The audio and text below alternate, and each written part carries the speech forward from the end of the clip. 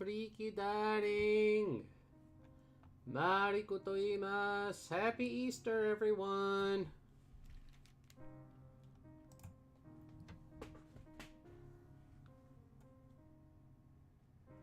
Hello. Happy Easter, Star Sword.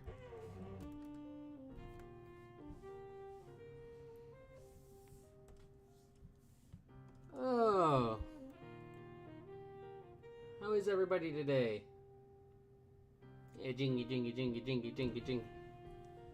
Matter of fact, let me see if I could do something really quick. Hold on a second. Hold on, I'm gonna switch to the opening stream really quick, and just give me 1 second. I'll be right back. I'm still here. Just give me 1 second.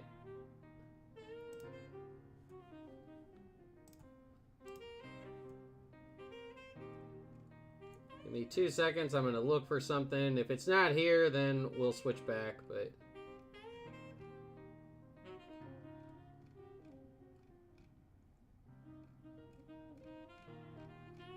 okay.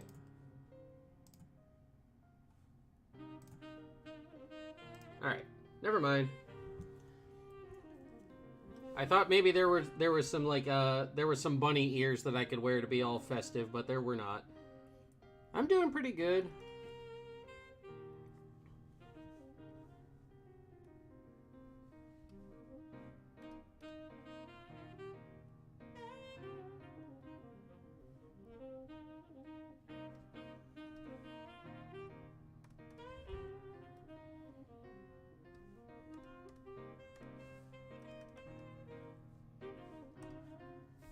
Yeah, we're just gonna be working on some rework here. Not anything crazy spectacular.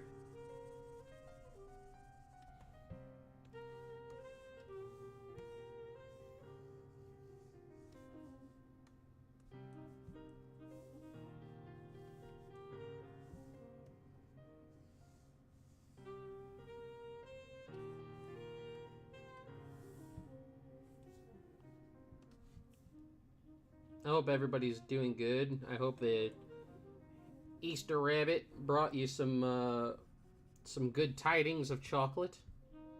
Hi, Isabella.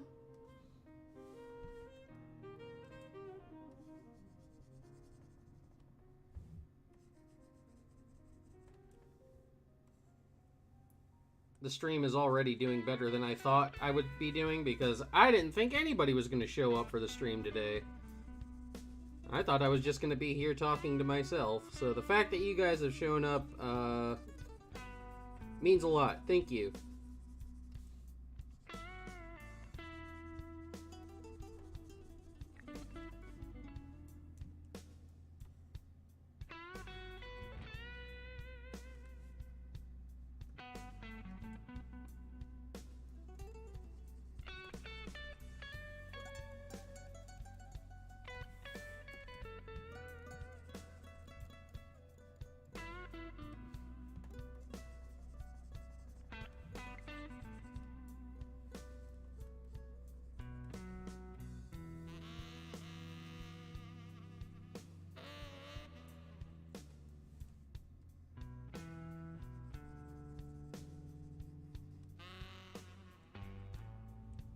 Oh, thank you.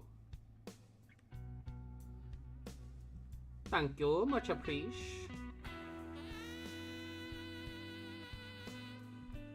Aw, you're still sick? That's stinky. Everybody please make some well wishes for Isabella so that she will get better and not be all sick and stinky. Because being sick and stinky is sick and stinky.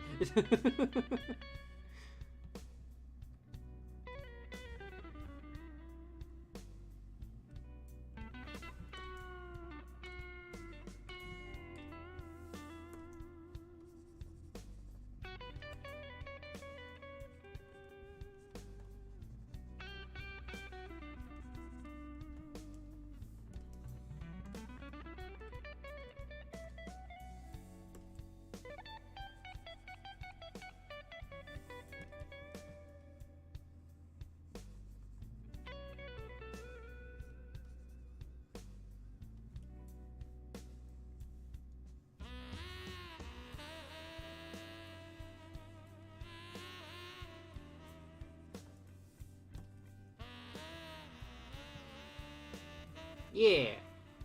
No stinky.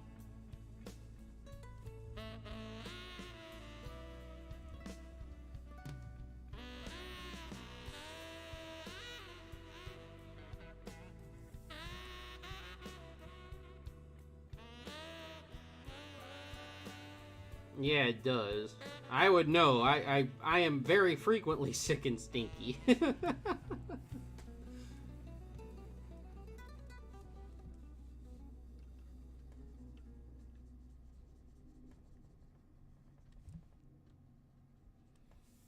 We had a cold snap come through, so the last couple days actually I haven't been able to go for walkies because it has been too chilly.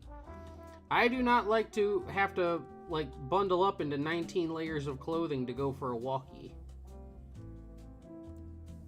It's been so nice. I was able to walk like 5 days in a row, and then all of a sudden we got a cold snap, and now it's like back to being chilly, and my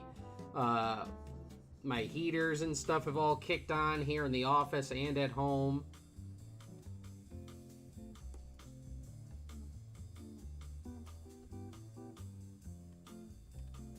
I just want it to be spring already so that I can like go for walkies every morning. Let me walkie.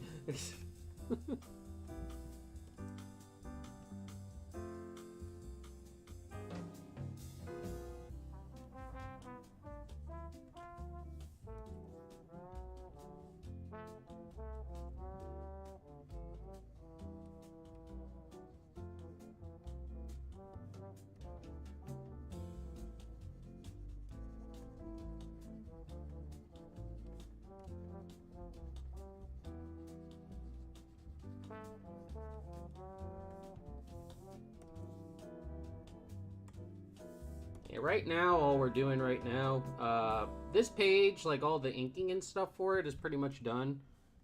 I only acknowledged that, I only saw that, like, when I was exporting these files that, I forgot to turn all the shading layers on, these pages. I forgot to turn all of them on. So, like, in comparison to the other pages, these pages are, like, glaringly blank.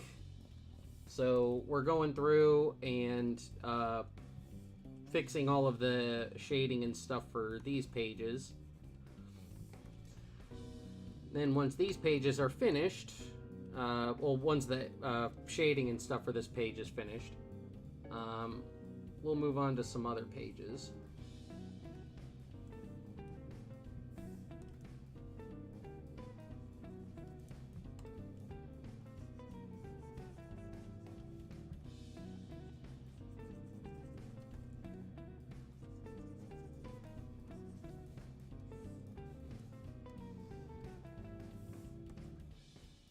Ultramix, hello.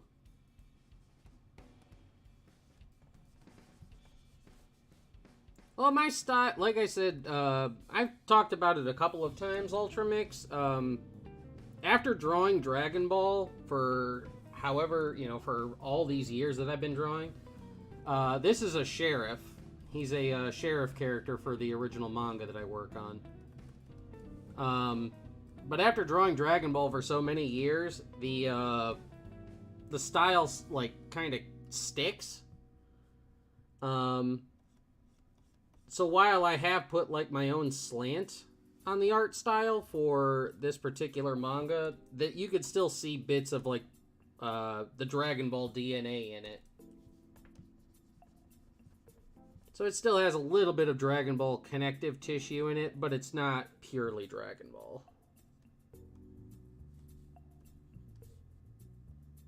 And I think that's just something that's going to be in my style forever. That's never, like, going to go away.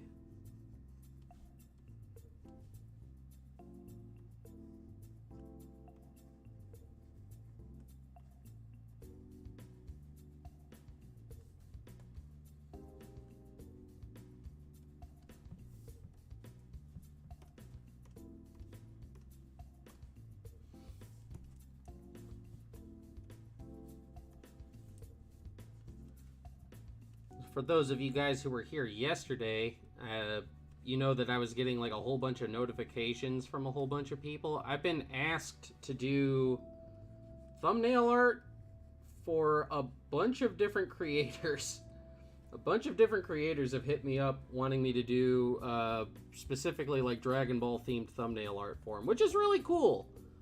I've even stated that like if I could start doing like more consistent thumbnail work, that means less individual commissions.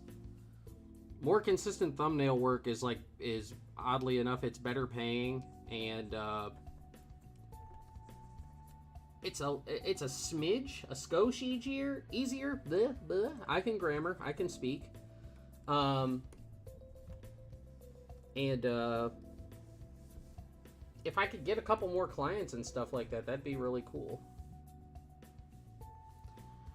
You can read the original version of it. It's, if you look in the description, if you go to my art street, you can see the original pilot version of this that I had entered into the Tezuka Jump contest. But we're taking that one and reworking it to make it different. We're updating the art style. There's pages in this that had originally been cut that we're going to be putting back in, and a couple things here and there.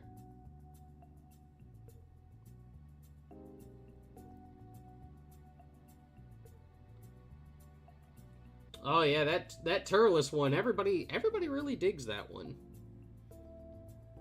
Oop, hold on just a second. My my tablet came unplugged. I need to plug it back in. Just give me 1 second, lovelies.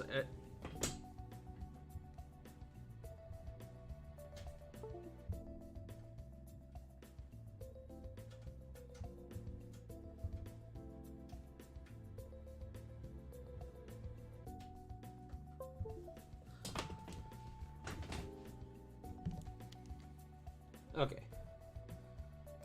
And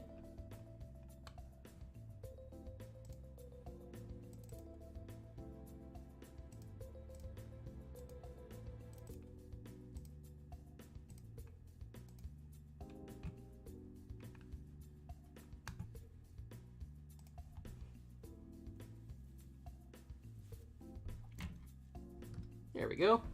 Okay. All plugged back in.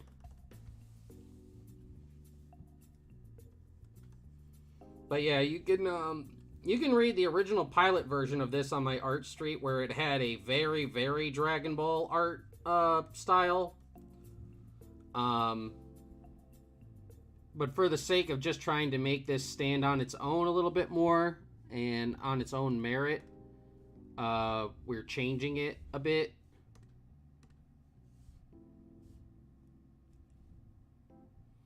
Yeah, the more clients I can get doing that kind of like consistent work would mean that, like, you know, on like a Monday or something, I can do like all the I could do like all of our thumbnails and stuff for the week, and then you know, then the rest of the week it's original projects and stuff like that. More consistent clients means more consistent work, which means less commission, you know, stuff. What's it about? So basically, if you took Berserk and The Witcher, it's that.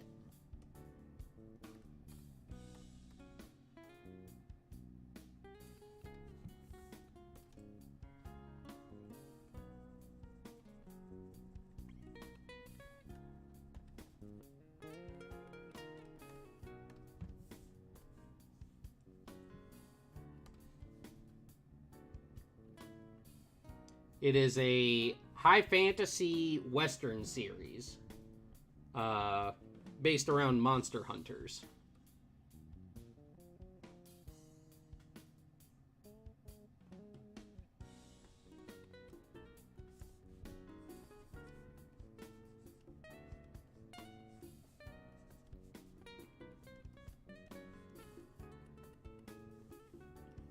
It has a lot of different influences, the main ones being Berserk, The Witcher, Claymore, Elric of Melniboné was a big influence on it as well.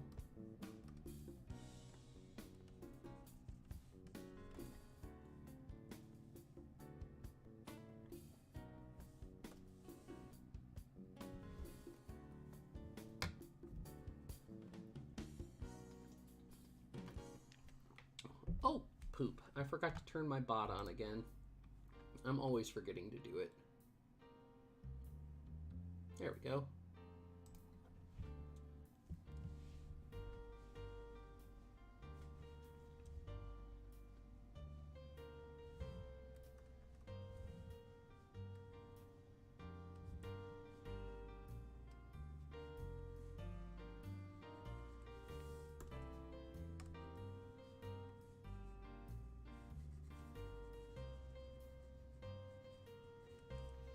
But yeah, like, so what we're doing right now is we're basically just going through Ultra Mix.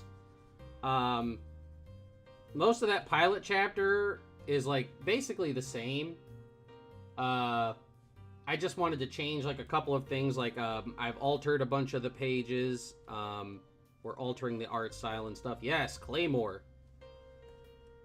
Claymore is one of my favorite series of all time. Another big influence on this story.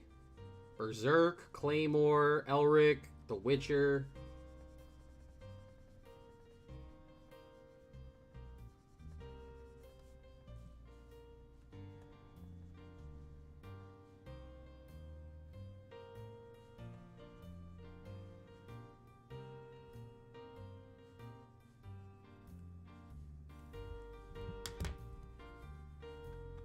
Let's see. Let me save this really quick. I'll show you one of the double page spreads that we have for this right now. It was actually one of the first pages I worked on when we were doing this.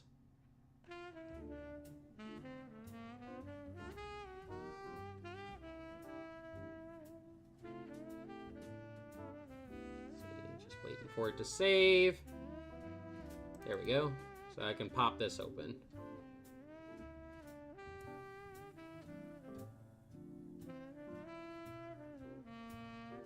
There you go. This is one of my double page spreads for the manga.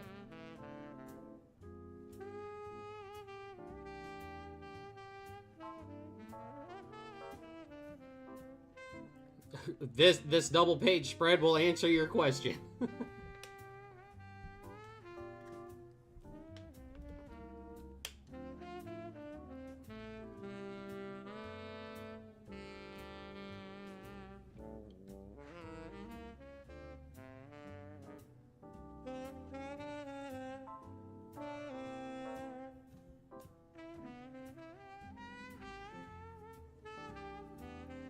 So, yes, it will be dark, and it's going to be, there will be blood.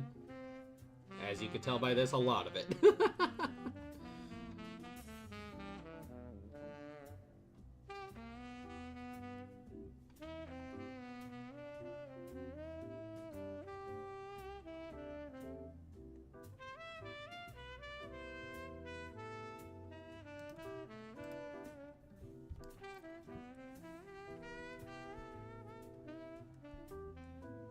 So yeah, there you go. Answers that question.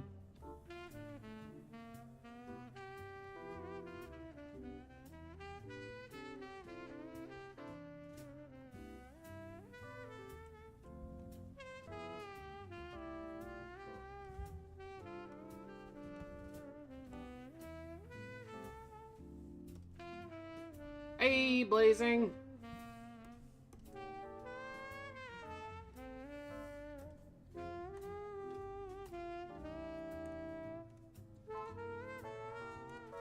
And Blazing, I will make sure that your commission and stuff is in the email in a little bit. I conked out rather early last night, and I didn't, like, send anybody's emails, so I'll make sure that that gets out to you.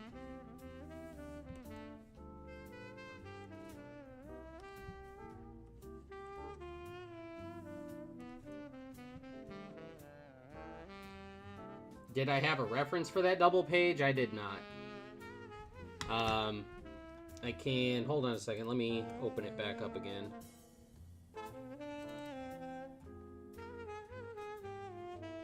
So, let me see. So that was the double page as we've modified it. But...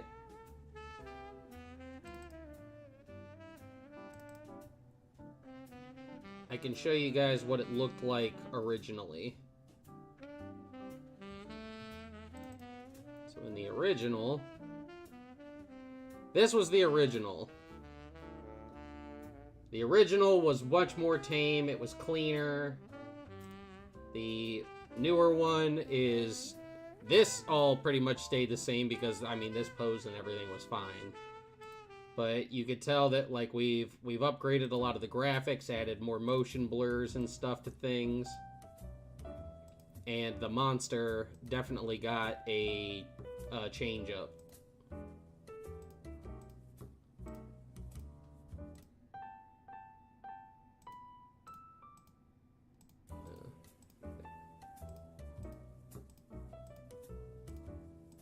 Just to show you what rework went into that particular double page spread. Again, original, new version. Yeah, the updated version is way better.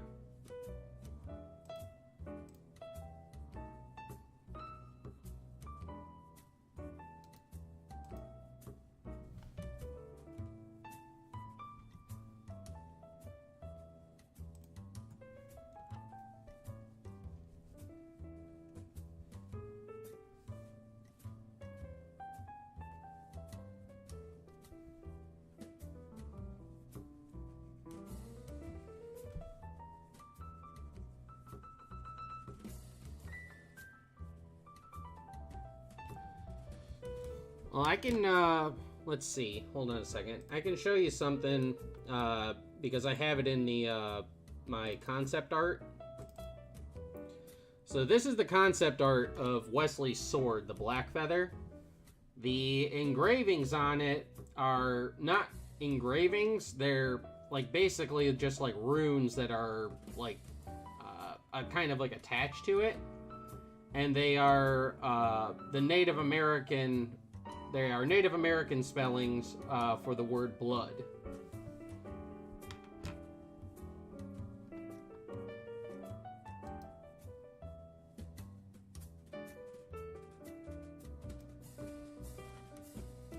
Yes, Isaiah, 700 hours. That's all we need.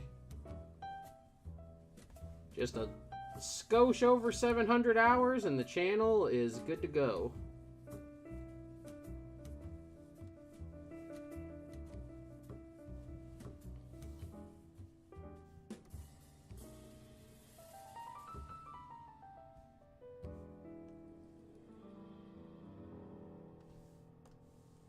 Alright. I'm happy with the shading and stuff on this page. We'll save it.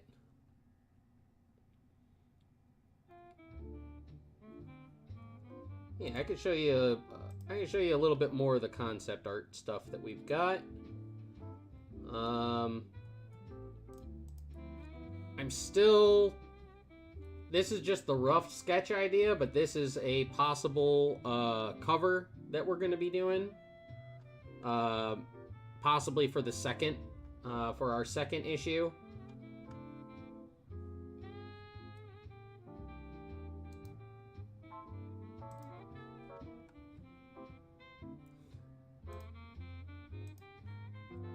You have no idea how accurate that is, Star Sword. Our main character, I had drawn this before. This is his wife.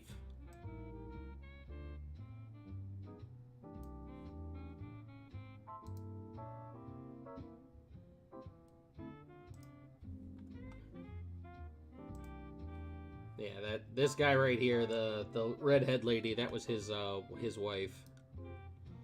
Also, thank you guys for coming and hanging out with me on Easter.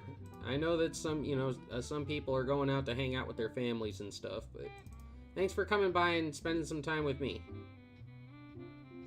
Preach. Okay. Yeah, we still gotta change this face. I want to change this face a little bit. And so I'm gonna do a little bit of changing here. We gotta change this face, we gotta change this face, and this face.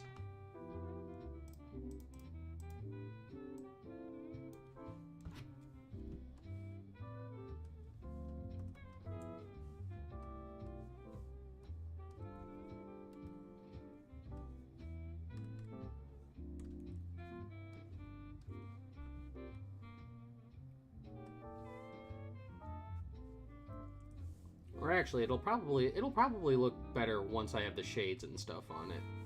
So we'll just work on getting the faces and stuff changed for right now.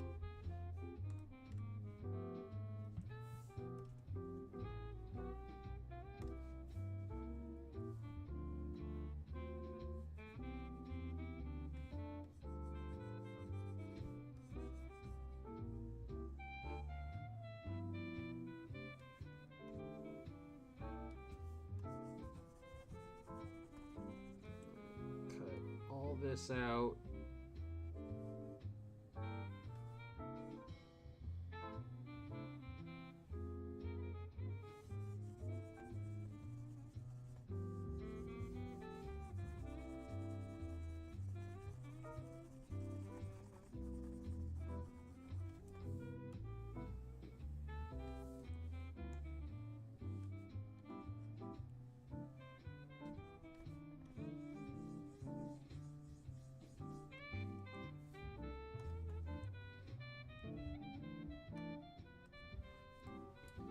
Okay, if you guys are wondering why I'm like doing all this for some of the people who haven't been here before. So when I originally printed this, you see this?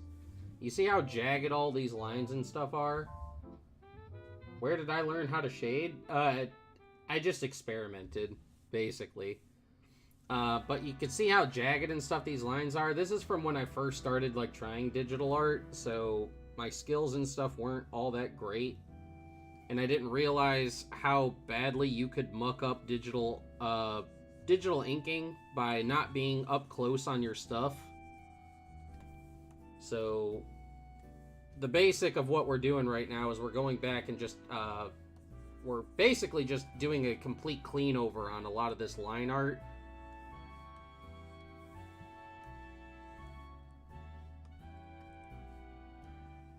A lot of my shading and stuff comes from, before I started doing Dragon Ball art, I used to, I was a big fan of, like, Marvel and DC comics and stuff like that, and before I got into manga, I really was, like, big into, like, black and white graphic novels and stuff like that, and, I picked up a lot of, like, different like shading techniques and stuff from those.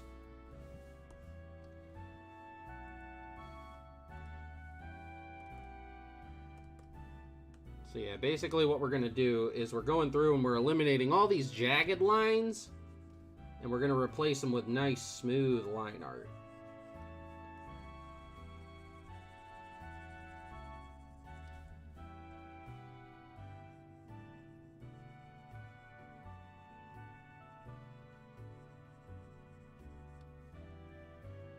Okay.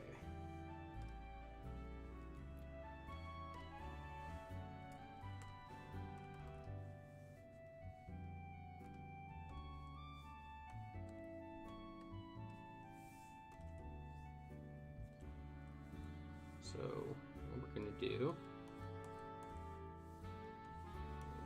get a nice circle here.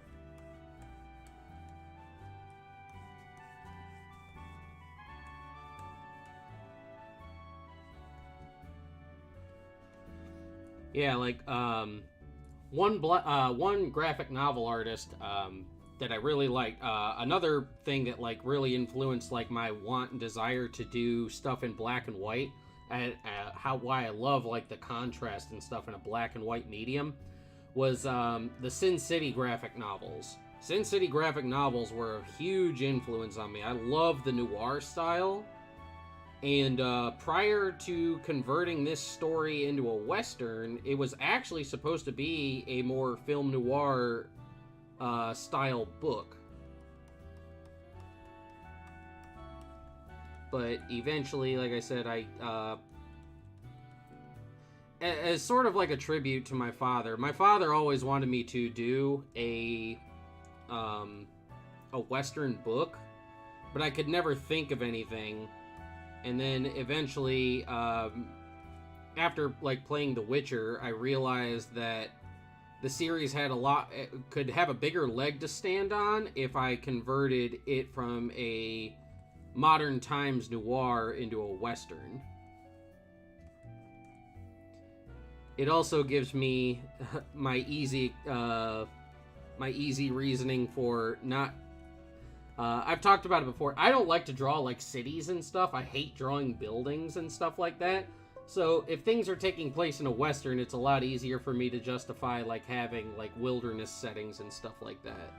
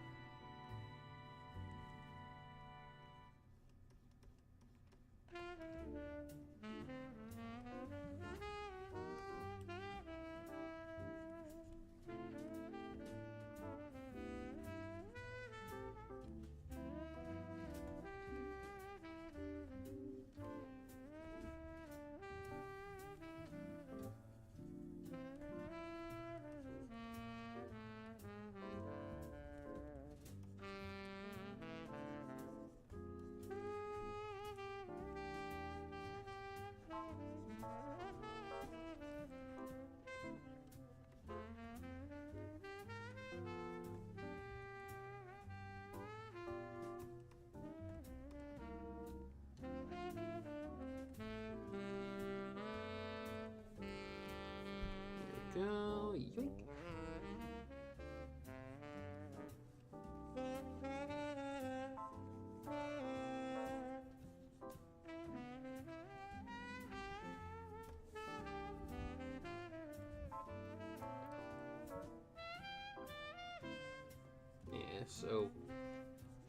Yeah, like I said, so right now all we're doing is basically just going through, making all these necessary changes. We're cleaning up the line art.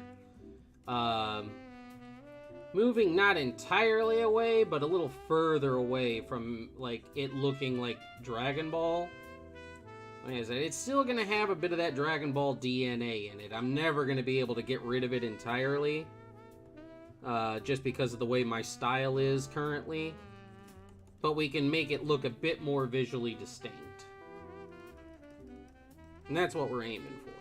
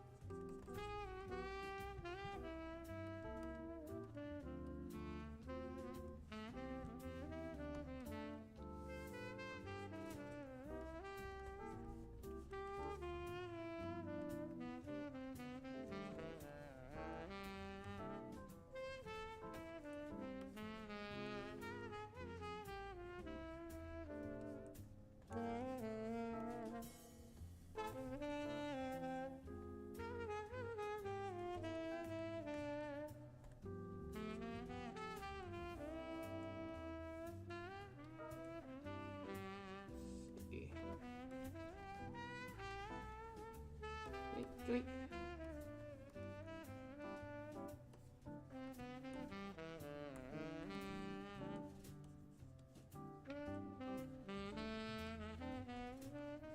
Like, the poses and everything, the poses and stuff are actually fine. It's just, there's just some of the finer details and stuff have to be altered just a smidge.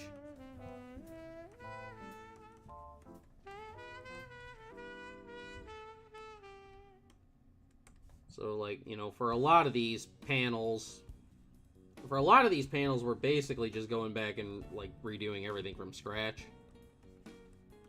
Like, you know, like we're seeing what I'm doing right now, you know. We're going back and, like, changing a bunch of things to, like I said, make the art more consistent. Clean it up, move it away from a slightly less detailed Dragon Ball style to something a bit more its own.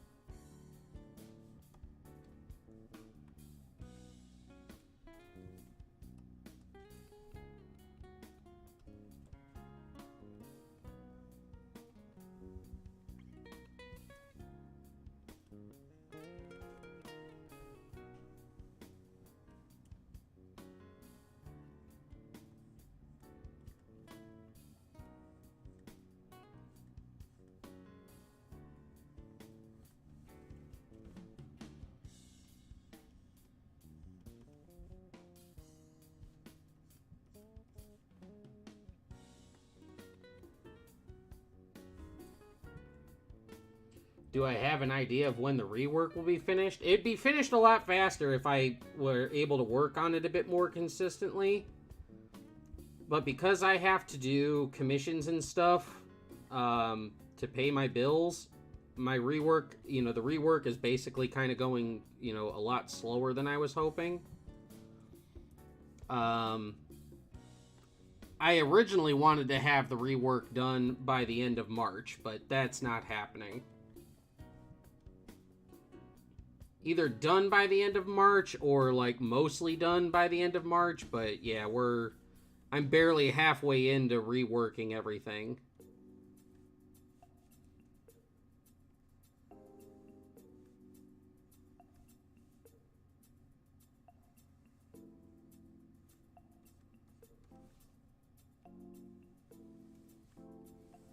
I do need to get as much of it done as possible, because towards the end of March, we're going to open up the Indiegogo page for this to fund it, for the printing and everything. And as long as I have stuff that I could put on the Indiegogo that's, like, indicative of the style and stuff like that, then, you know, then that's going to be good. And if I'm a good chunk into it, which I kind of am. I'm just barely under halfway finished with the rework on this one.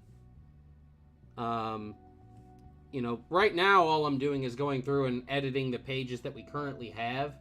Yeah, end of April. Yeah, that's originally what I meant. It was the end of April. But so right now I'm just going through and editing the pages I have. But when I originally submitted this to Tezuka Jump, because the deadline was fast approaching and I was worried about running out of time, I actually cut a giant chunk of the story out, which was full of pertinent information, and I really shouldn't have, but I wanted to make sure I made the deadline, so, like, I cut a bunch of the story out. And this version of the story, this rework version, will actually have all the parts in it that we cut out.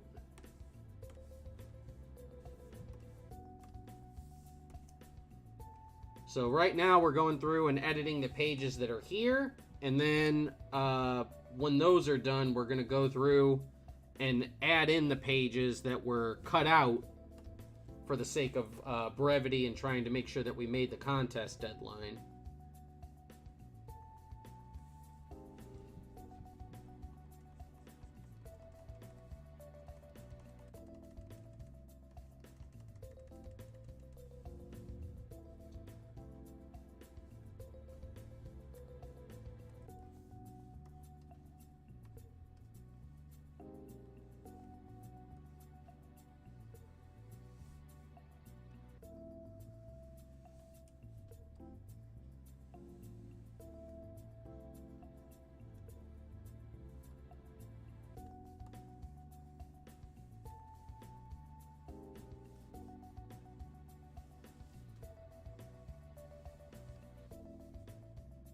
I don't blame the deadline. You know, I don't blame Tezuka Jump for putting like a deadline on the contest.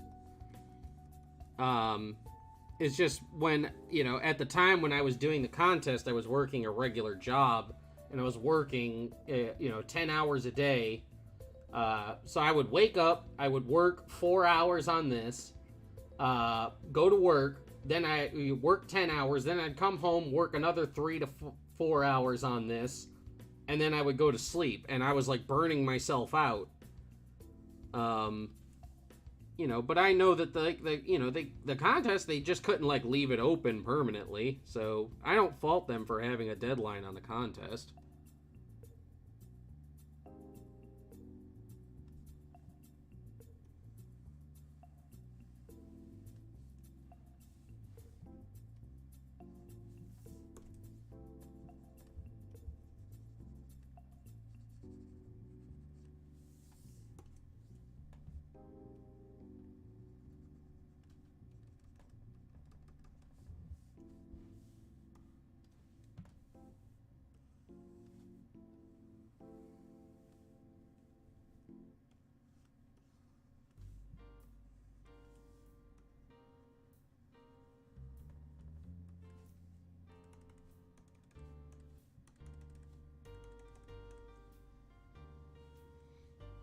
Yeah, when like I said, we're doing this. We're putting this rework version. It's gonna be out on Indiegogo, so we're gonna have like physical copies. We're gonna have all kinds of like extra like little things that you can get with it. But yeah, you'll be able to pick up physical versions of this through the Indiegogo campaign. We're basically printing to demand for that one campaign. And then we'll see how this first book goes. If the first book goes well, then I already have ideas for more.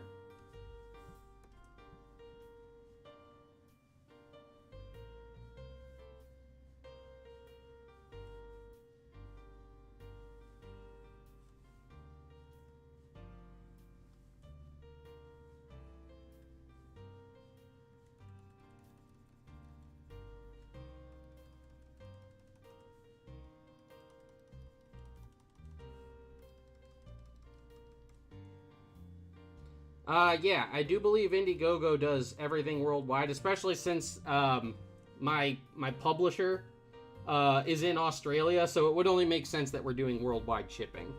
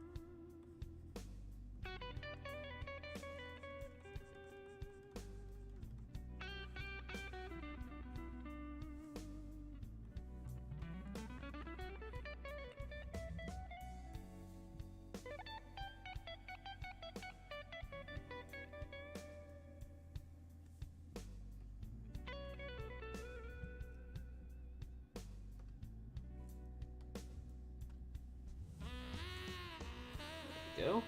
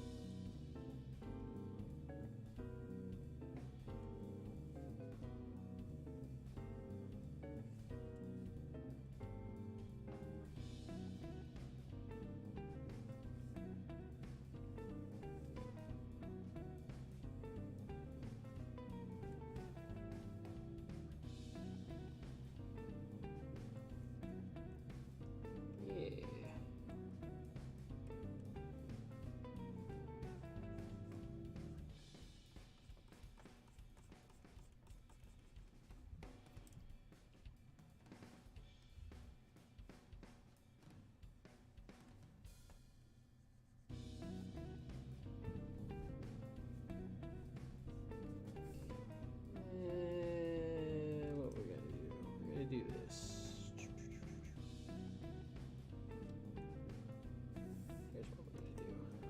Here's what we're gonna do. Color all that in. And not quite that big. Yeah, there we go. About that big.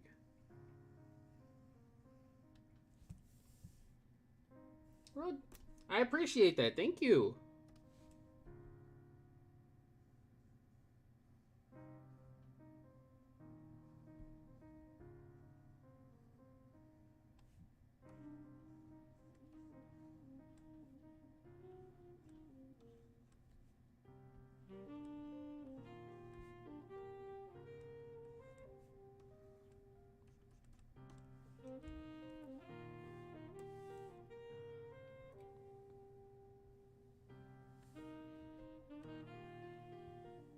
Do please support independent artists.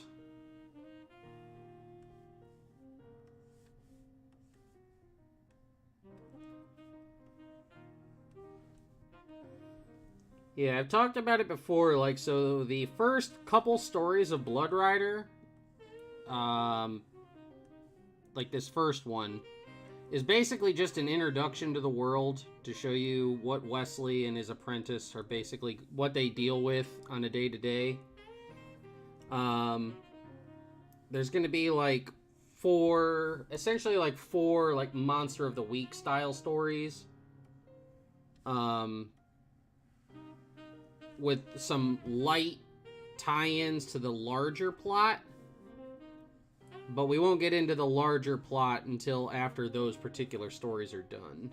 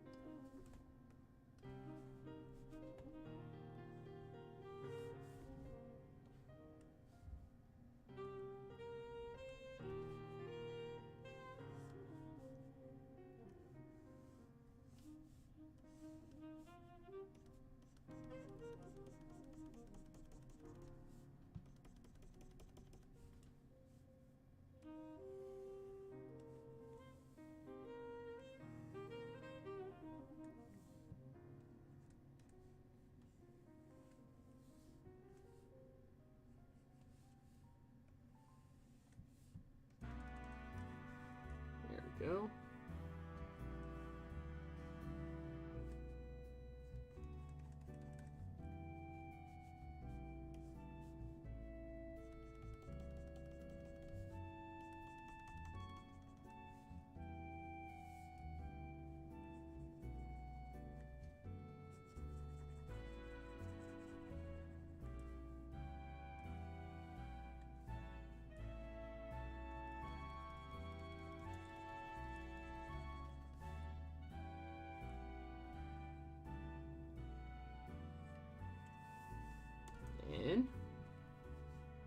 And then.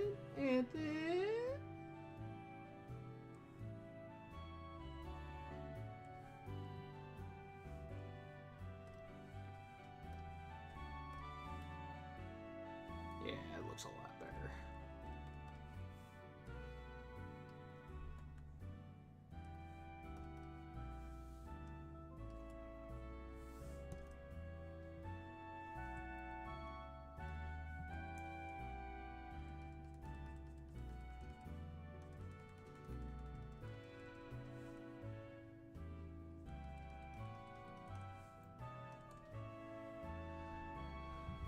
Yes, I'm still doing Dragon Ball New Age. We're in the process of the script for Dragon Ball New Age Chapter 10 was already finalized, and the title page for it, the sketch for that, is already done. You can, if you're a $5 and up patron, you can actually read the script and see the new title page sketch already up on Patreon.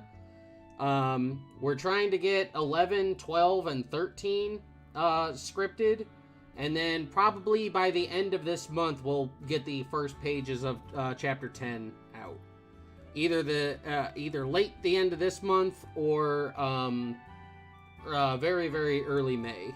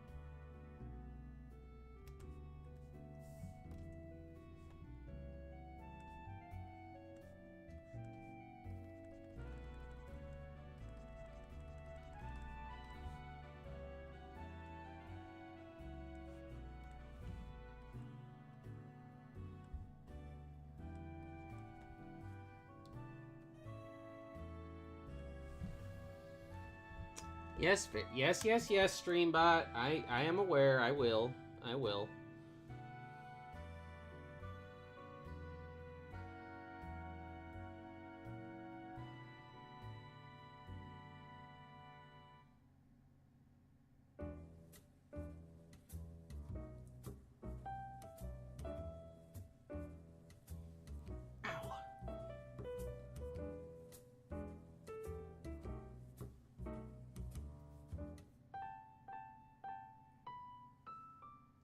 Yes, Streamlabs. Alright. Bogo's binted.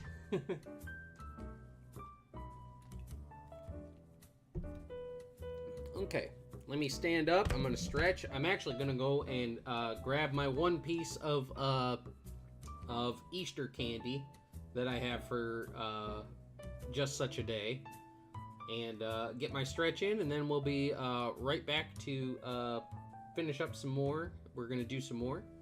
So just hang tight, lovelies. I'll be right back.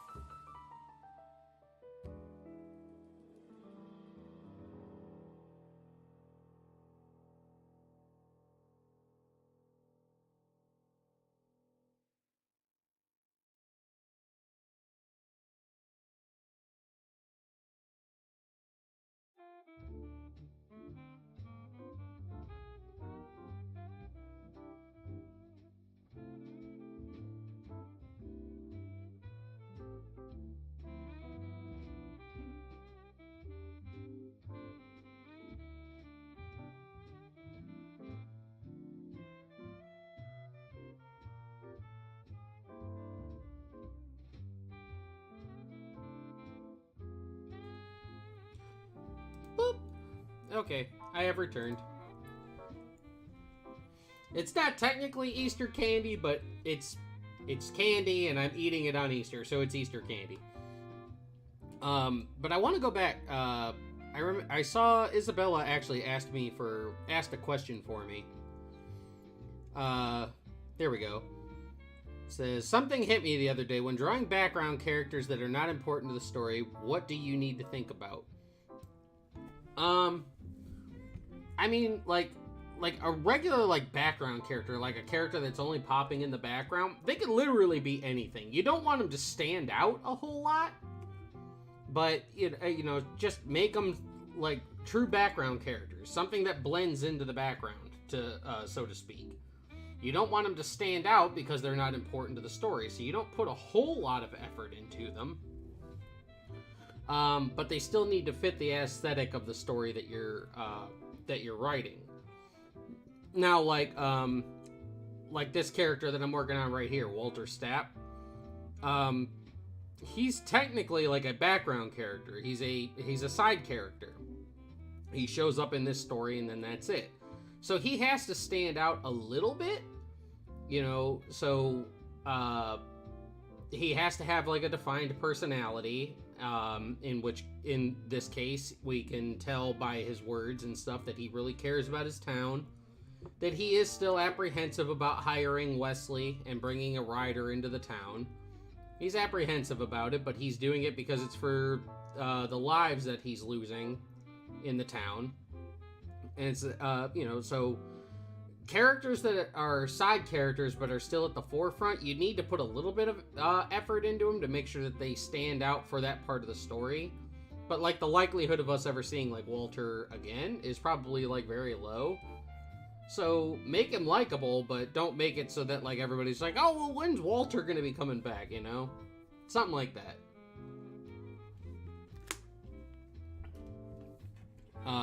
Effort in the character is derived by their importance. At least for me, anyway. I tend to put less effort into wholly background characters who just show up and, like, aren't important at all.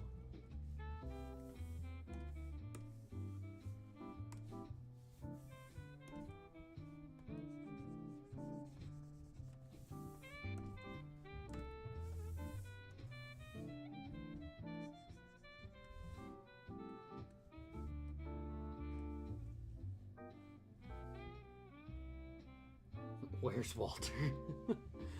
Hashtag where's Walter?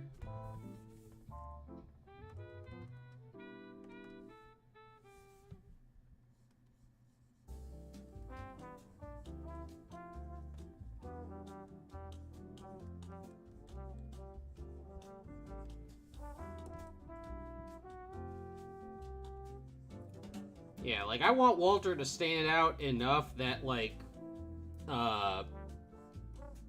say we ever come back to the town of Virgil, you know, people be like, oh, dude, it's the sheriff dude.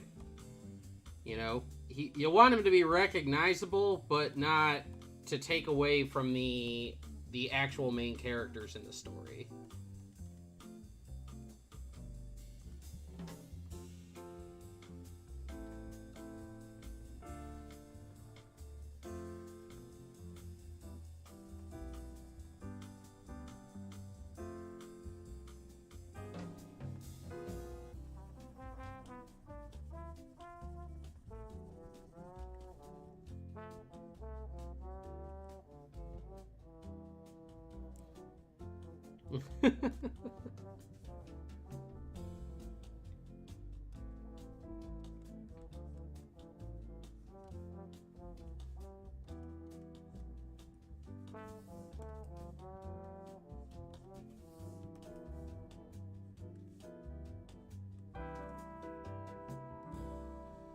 Isaiah, all I can say is if you keep watching WWE, they'll keep doing that.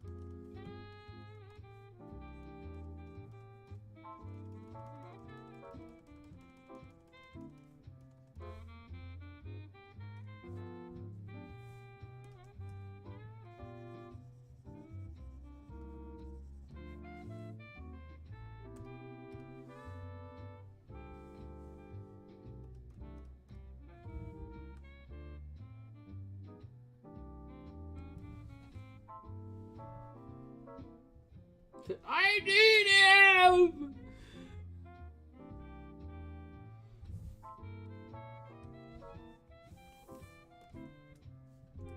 Okay.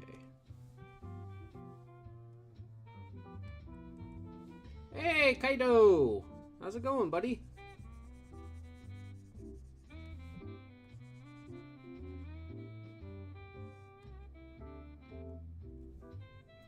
You need to be more predictable.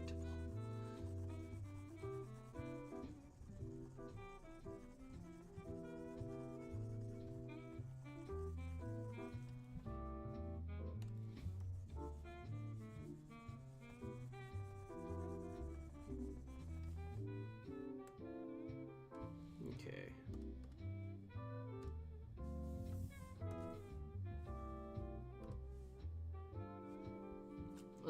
Thomas hasn't appeared in 5 pages. Where is he? Where are they?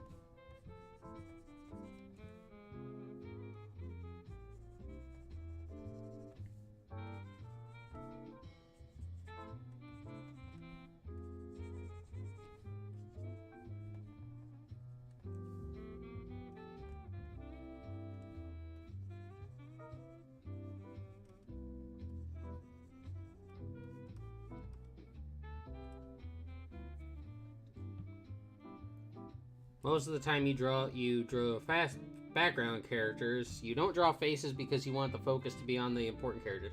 That happens a lot in manga. There's a reason why they have that meme that says, "Can you spot the main character?" All the background characters all have generic, bland hair colors and hairstyles, but then you've got your one manga protagonist who's got wild, crazy, outlandish hair, and he sticks out like a sore thumb.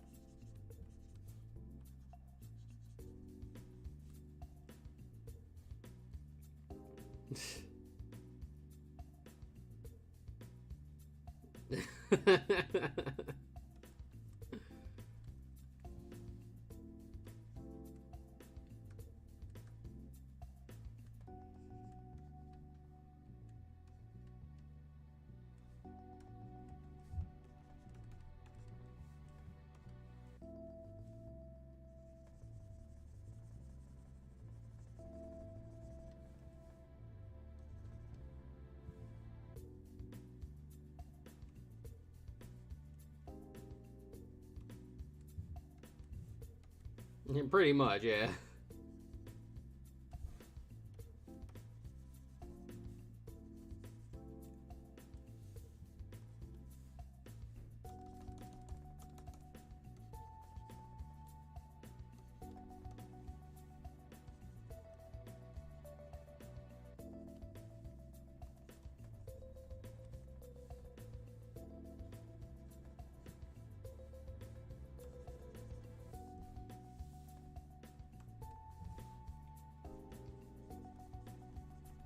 Rainy, I will put William in this manga. Don't think that I won't.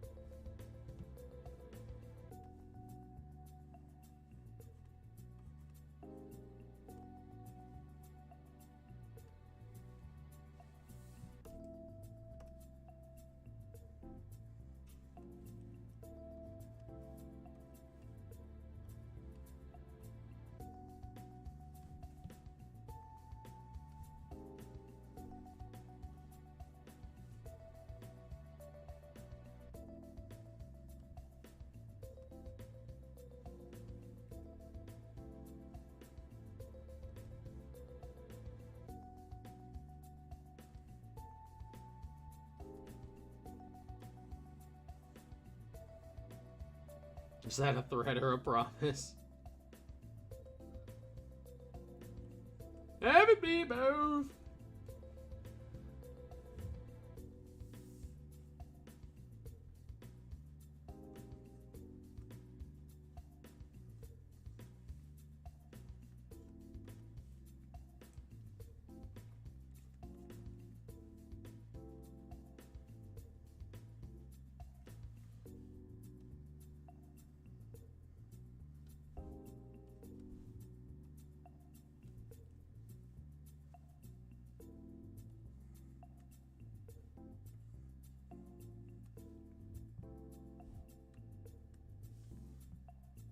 Yeah, pretty much both. Yeah,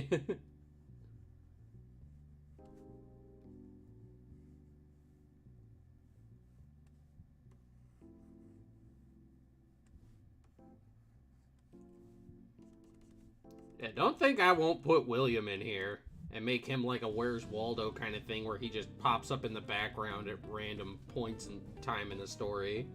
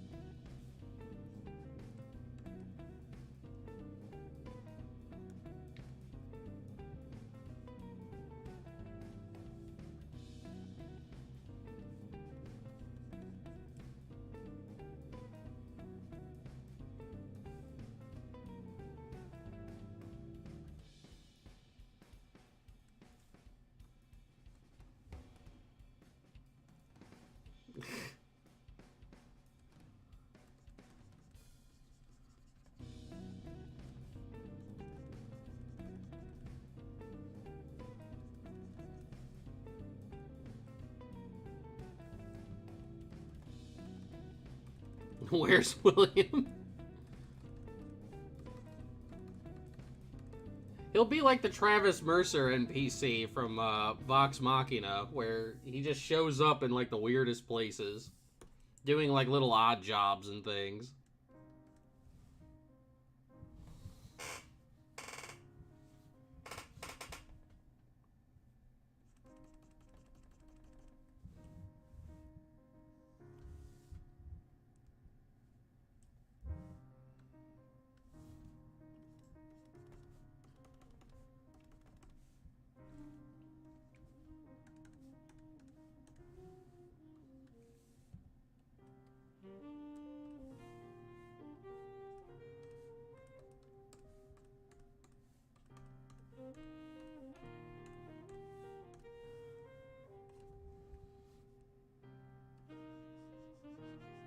Oh, don't pout.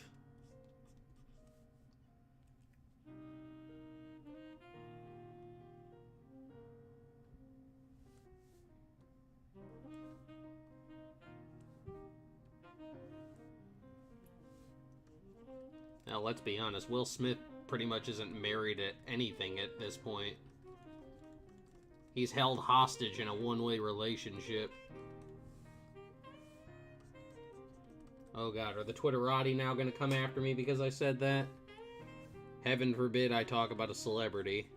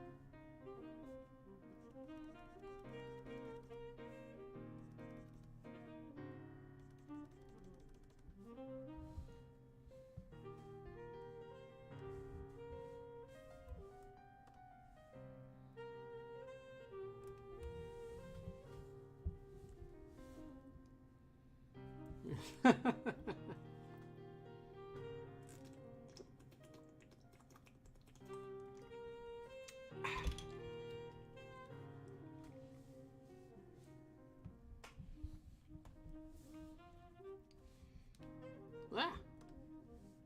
Okay.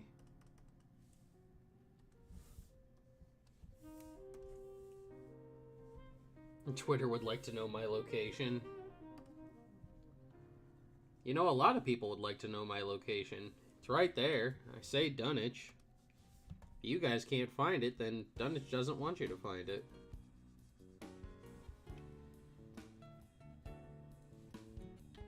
I don't know what to tell you, Twitter.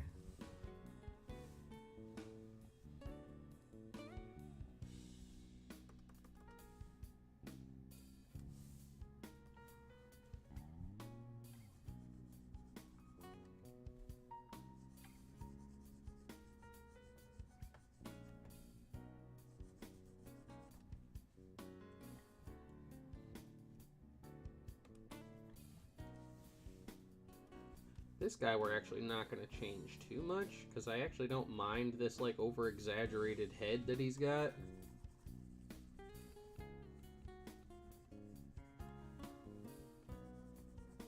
I'm just going to change some of the finer points of his facial anatomy.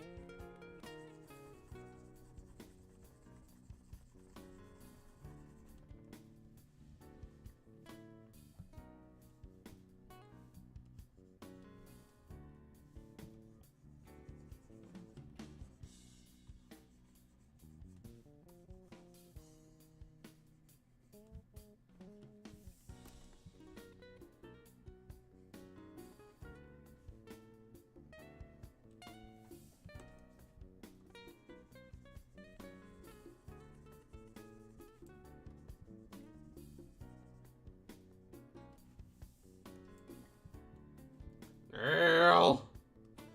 Find his location.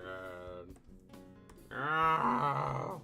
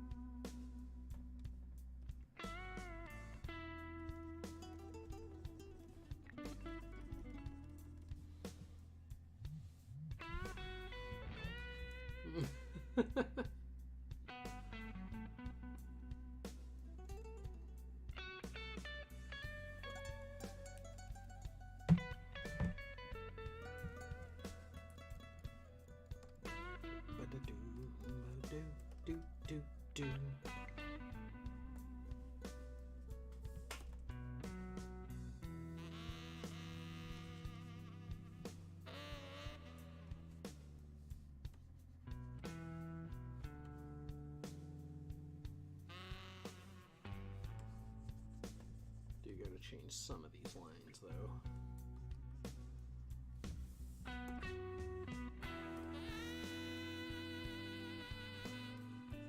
Yeah, there is entirely nothing wrong with creating a character simply to drool over.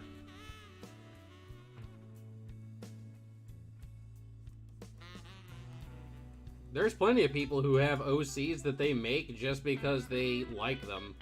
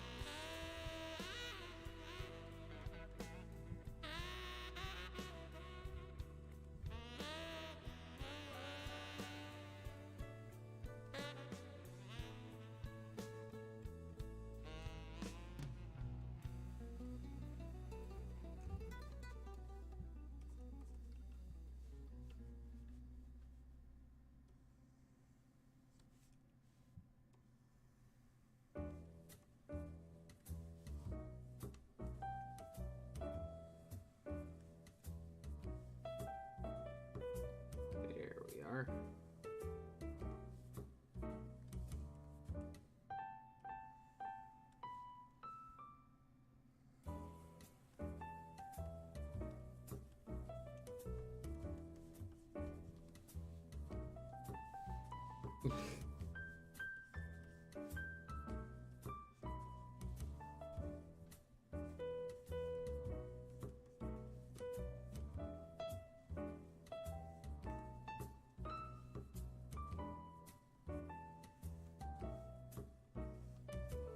You underestimate Rainy's power.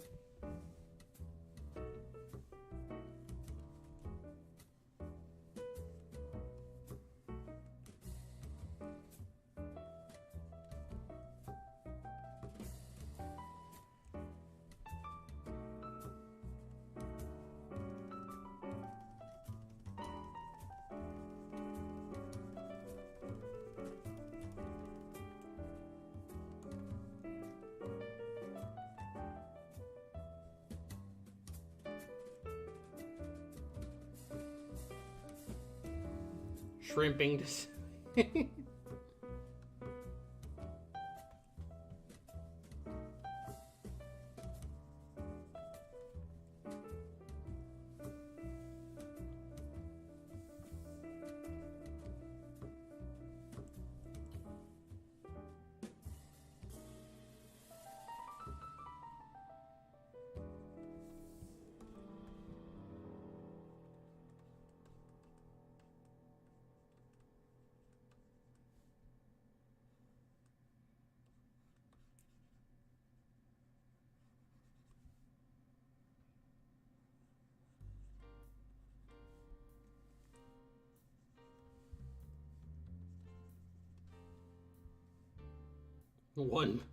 one bajillion dollars.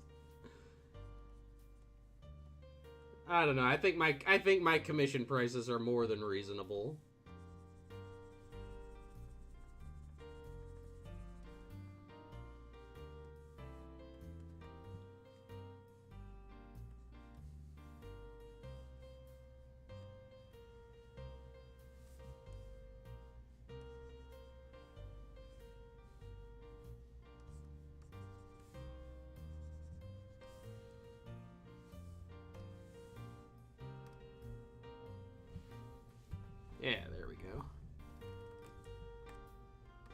I like it.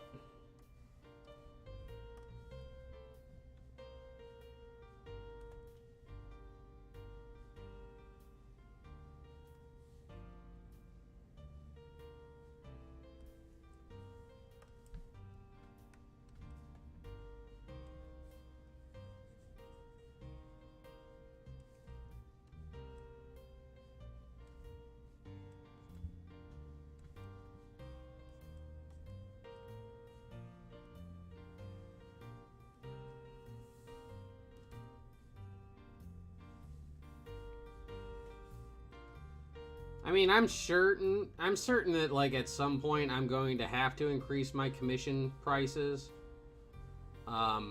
Just based, simply on, like, availability, and two, just, I'm apparently there's a market for my work. So, I'm certain at some point I'm going to have to raise my rates. I just don't know when that day will come.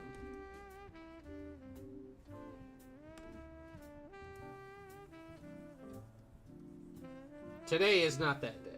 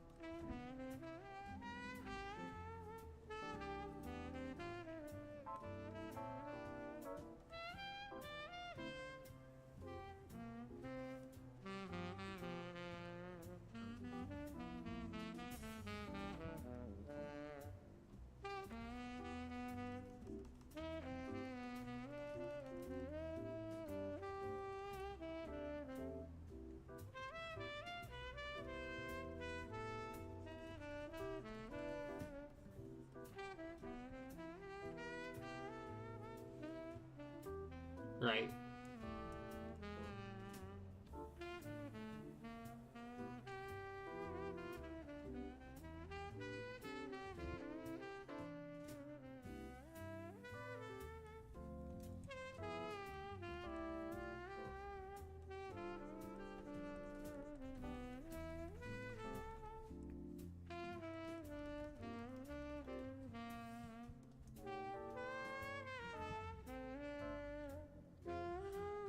Will I have an anniversary stream when I hit 1 year? Yeah, I don't know what I'm going to be doing yet, but I do plan on having an anniversary stream.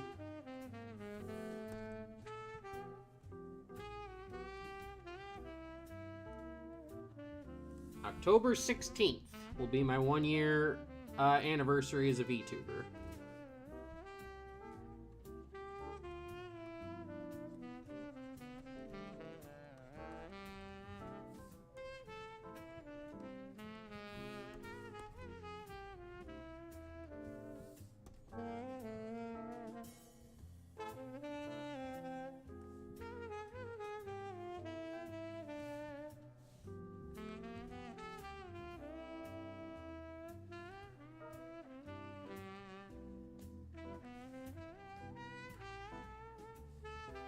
$10 bajillion.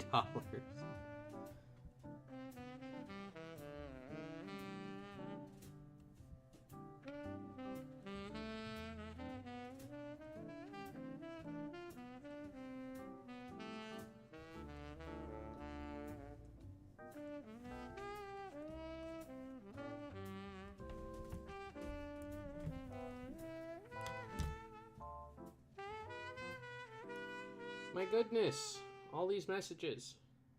Yes, yes, yes. Okay. Hoya! Hoya!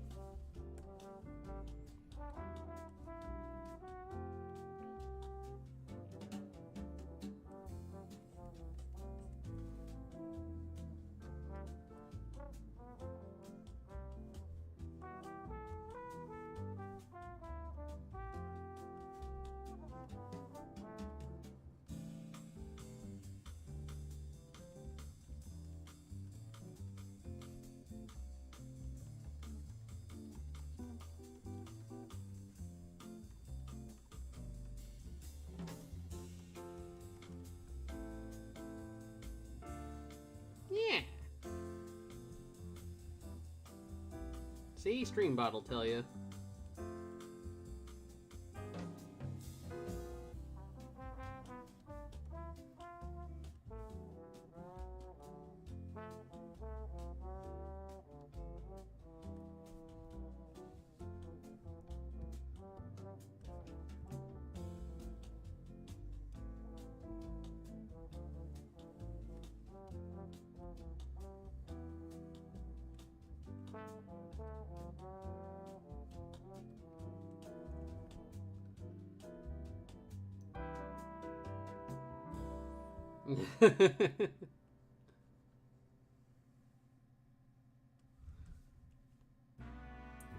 Rainey has budget adjustments when it comes to himbo.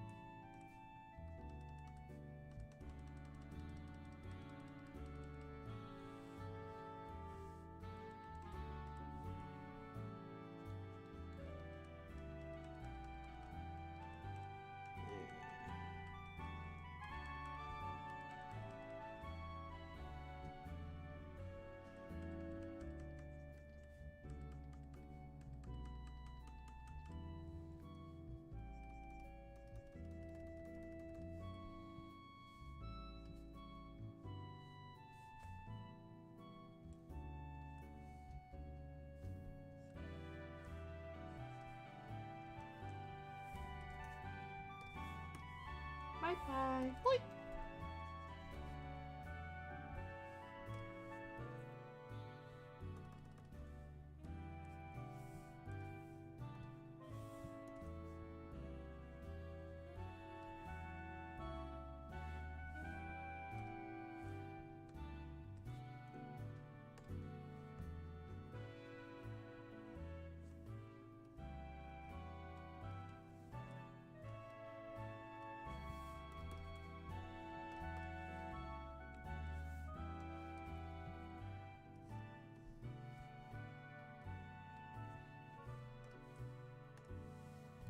There we go. Let's save this. Be sure you save your progress while you're working on things.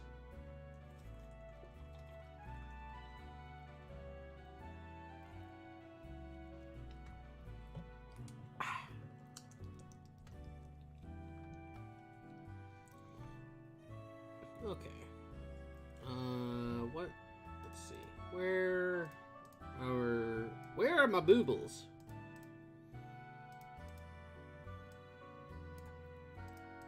Boobles. There we go. So we're gonna, let's see. Okay, yeah, these are just straight bubbles. We're gonna move those up.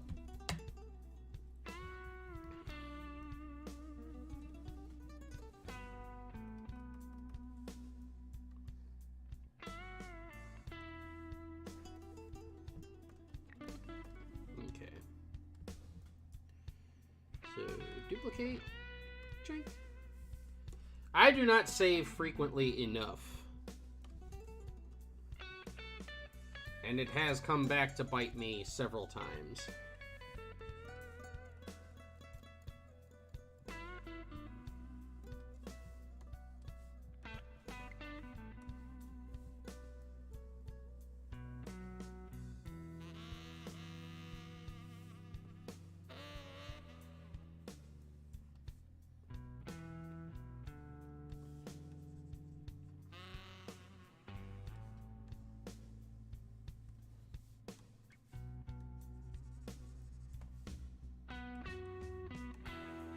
Get these, we'll get the word bubbles and stuff all looking nice and snazzy. Then we'll work on the shading, and then this page will be done.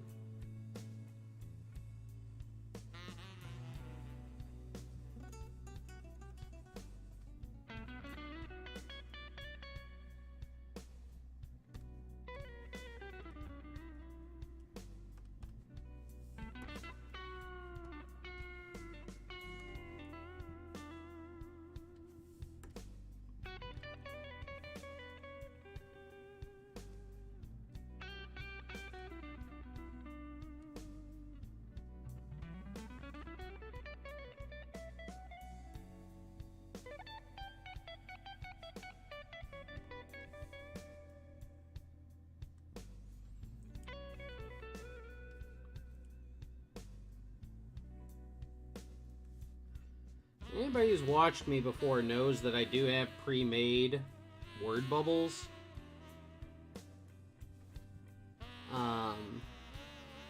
But in this case, for this particular manga, I'm actually going to try and lean more towards like writing my own word bubbles instead of using the pre-made templates that I have made up.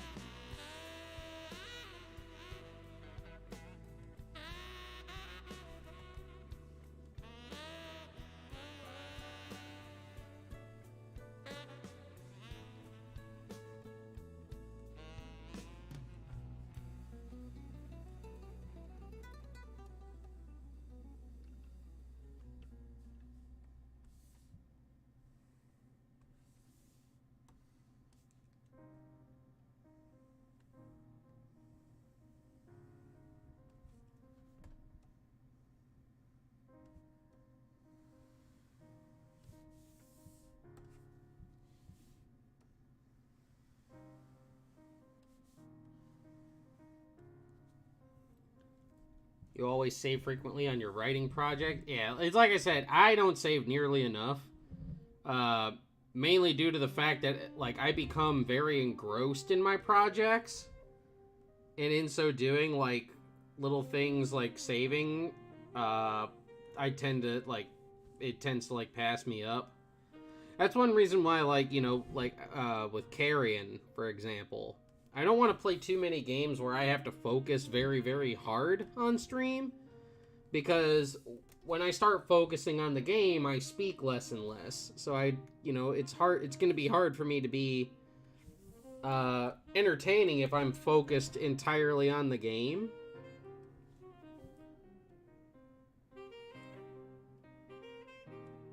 That's one reason why I wanted to do like visual novels and things. Because visual novels, at least, it's something that like we can both read, we can all read, and we can all share.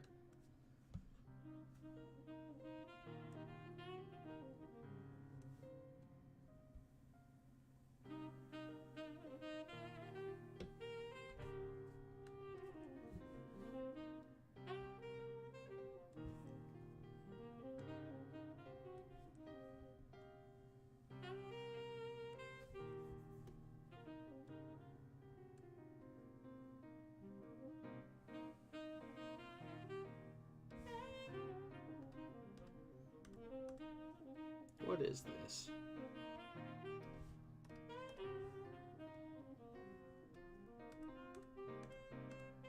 Ah, I see.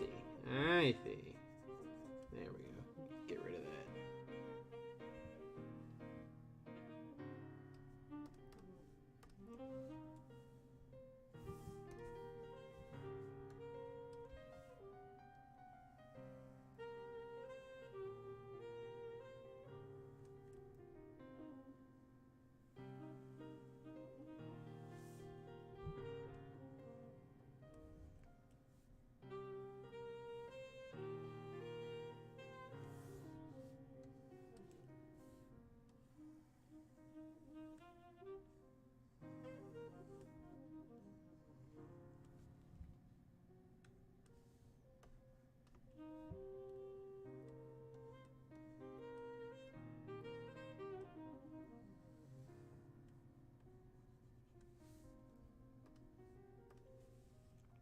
Yeah, one more.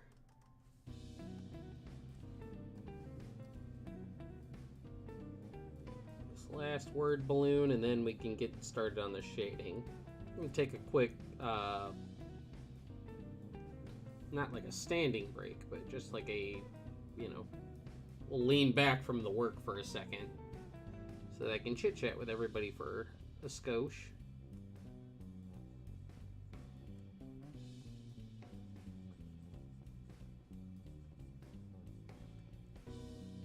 I haven't decided what we're going to do this Friday, whether we're going to do some more gaming or whether we'll just do a lounging stream. Where we're just, might just do free chat. Haven't decided yet. But new schedule will be up tomorrow. Okay. Save this.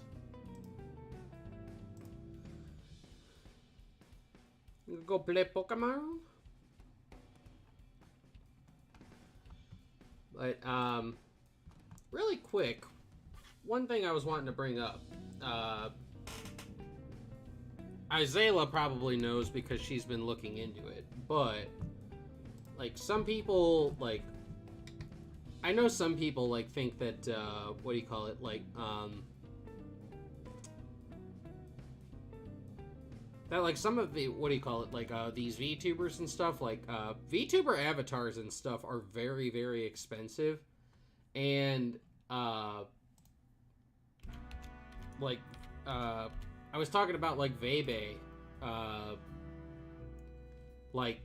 she just like had her like whole thing, like she rebranded everything, and the amount of money that she spent on that rebrand is astronomical.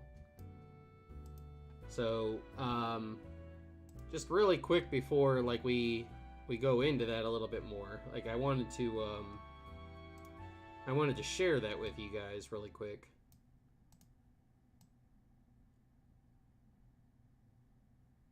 Let's see. Gonna move everything here. But just give me one sec.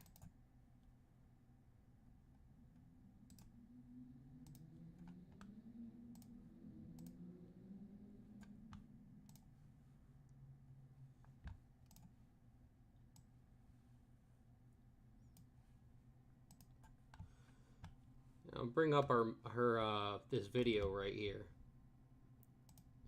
This is when Vey was talking about, like, she recently like rebranded. She got like new model rigging and everything like that. Got a whole new like layout and stuff to all of her like her Twitch layout, her chat layout and everything. All this stuff is like all brand new. And she's talking about how much she spent for all of this. Let me make sure that my audio is up. There we go. I mean, I was open about the rig cost. The rig was 15K for the two models. So, yeah. And then art for the two was 5K. So the model itself was 20K. And then I spent 6K on emotes. So that's 26K. I'm gonna say stream assets and shit. Probably close to 6K too, because I've commissioned a fuckload of art. So like 32K. What else did I get? What else did I get? What am I not thinking of, bros? Oh, my 3D model? That was like, I think 3K or something. So like, I would say 40K for the... Oh, 40K for the rebrand! And then my lore video was like 20K or some shit. Yeah. I'm poor. Okay. So, like, she's throwing around a lot. She was throwing around a lot of numbers for that. And you could, like, see, like, when she's moving around, like, her model... Like, you know, she's able to wink. There's, like, a whole lot of different movement. And that's because, like, her model layer has, like, all the layers and stuff of her model is, like, massive. She's got tons of layers on this thing. My model is actually, like, fairly simple. So rigging it didn't cost a whole lot. But, like, Vay's, like, both of Vay's models and stuff like that, or, like, even Lily. Shy Lily was actually talking about, the cost and stuff for her model. Let me see if I can find that one.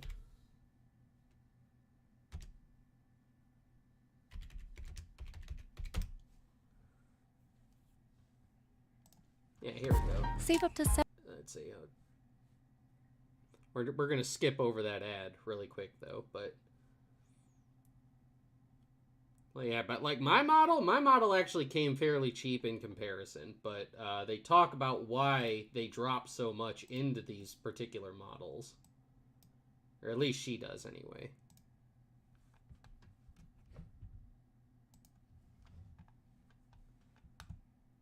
How much did my VTuber model cost? Twins commission are opening again sometime in June, July, August, and they cost about 8K. Credit is in the description. You just go to my channel, you go down, credit, boom, 8K. Yes, 8,000. You want that top quality model, you gotta pay them top quality dollars. That's just how it is. Just curious of what goes into making a model that makes it that expensive, if you happen to know. Okay, my model has like a million fucking layers. Okay, I'm not sure if you guys realize, but if you make a live 2D model, you're going to have to layer it. Like so. This is a very simplified way of teaching how to layer a model. Like so. A very, very, very, very, very simplified way of how you layer it. Yeah, like, so, like, when we'll finish up the rest of this, but I'm just cutting it off really quick. So, like, she's showing these up right here, and you could see, like, how this particular model has been broken down. So this is what you see when you're VTubing, but what you don't see is, like, all the different layers that they have to put on it, because all of these different layers and stuff, she's going to talk about it here in a second, have to be able to move. Like I said, like, my model doesn't have a whole lot. I think my model has, like, maybe 15 or 20 layers. Maybe something like that.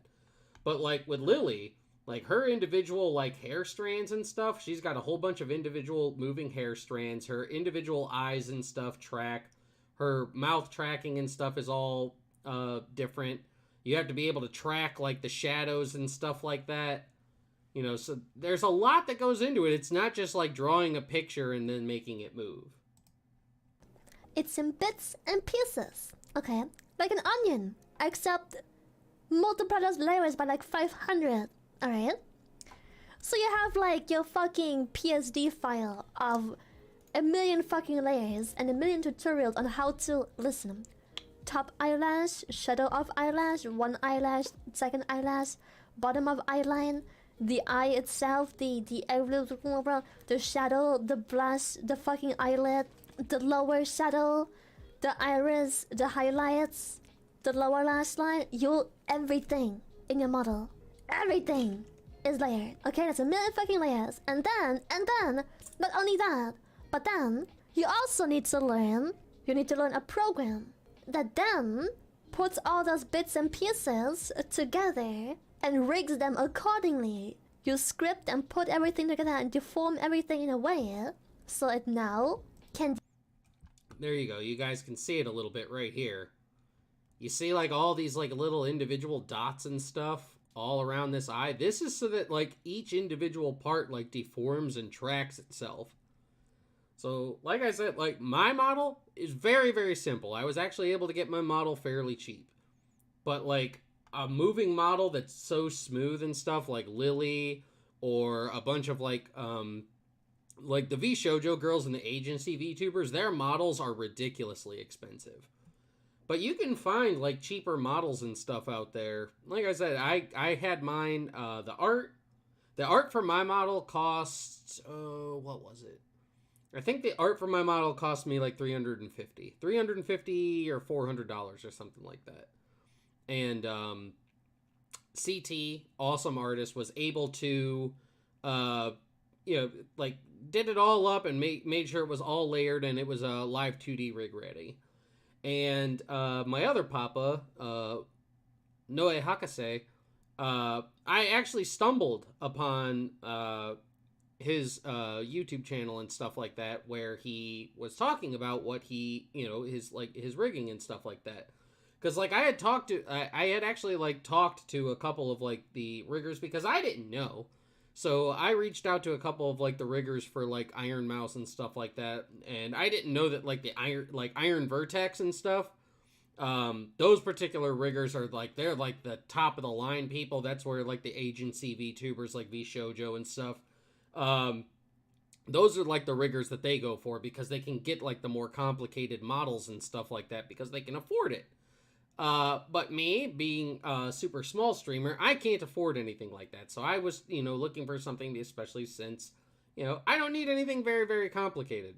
I mean, as you can see, I wear glasses and I wear a mask all the time in order to keep myself in human form. So like my model was very, very simple. So I didn't need like a whole lot of overly complicated things. But like in season 2, like when I want like my hair to move a little bit more, when I want to be able to raise individual eyebrows, when I want you to be able to see my glasses and stuff underneath, or see my eyes underneath my glasses and stuff, that's all going to take like a whole lot more money. So like my whole model rigged and all with art, I think, I want to say like 800, I think.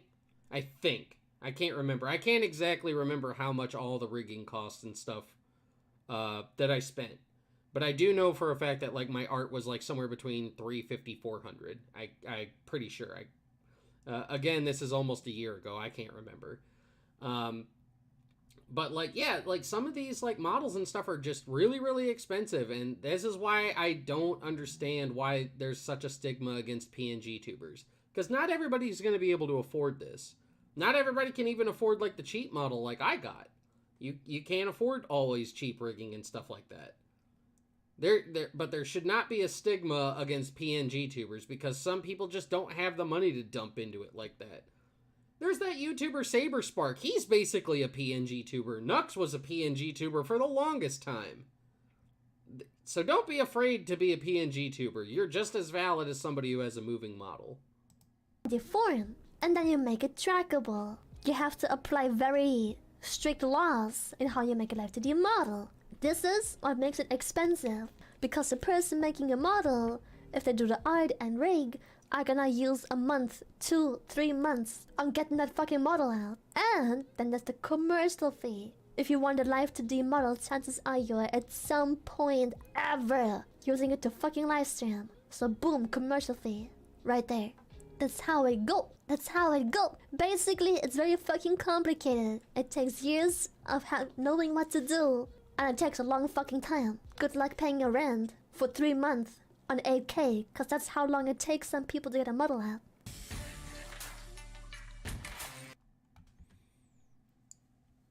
So yeah,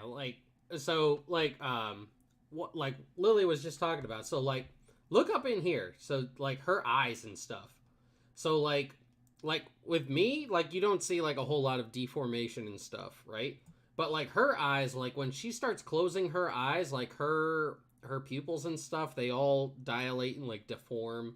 Like the light and stuff refracts and stuff differently off of her, different thing. She's got all this shiny and stuff. All that stuff has to be on a separate layer, you know? And that's what starts making everything like ridiculously expensive. So, you know, shout outs to her, you know, if you can afford to do it, like, you know, just go all out. Hell, you know, why not? But I went a much cheaper route, and I'm still very, very happy with it. And I do plan to go back to CT and to go back to Noe to get season 2 rigged up whenever that happens to be.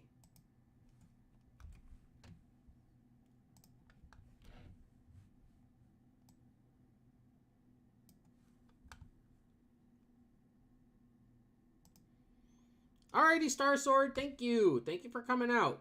I don't know how much longer we're gonna be we'll be going. I'll probably get this page finished up and see what the next page is that I have to get done, and then I'll work from there.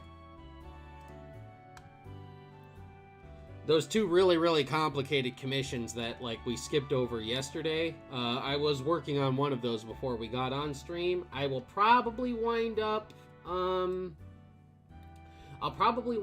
like, working on those ones a little bit more, and then, afterwards, you know, try to get those out of the way so that, like, you know, we can move on to bigger things, afterwards. Okay.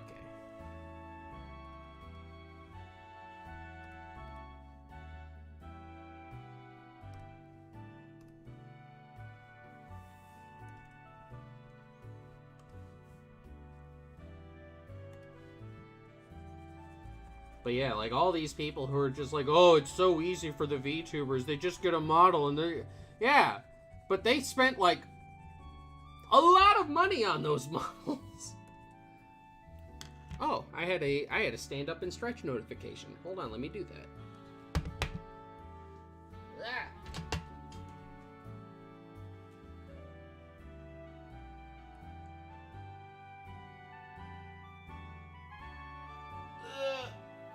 Oh goodness, good stretch. Good stretch.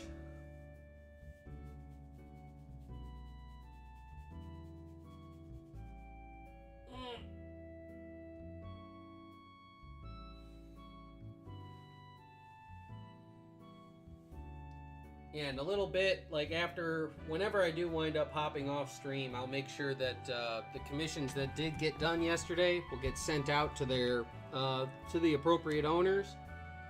And tomorrow, more completed pages of Blood Rider will be up on the Patreon.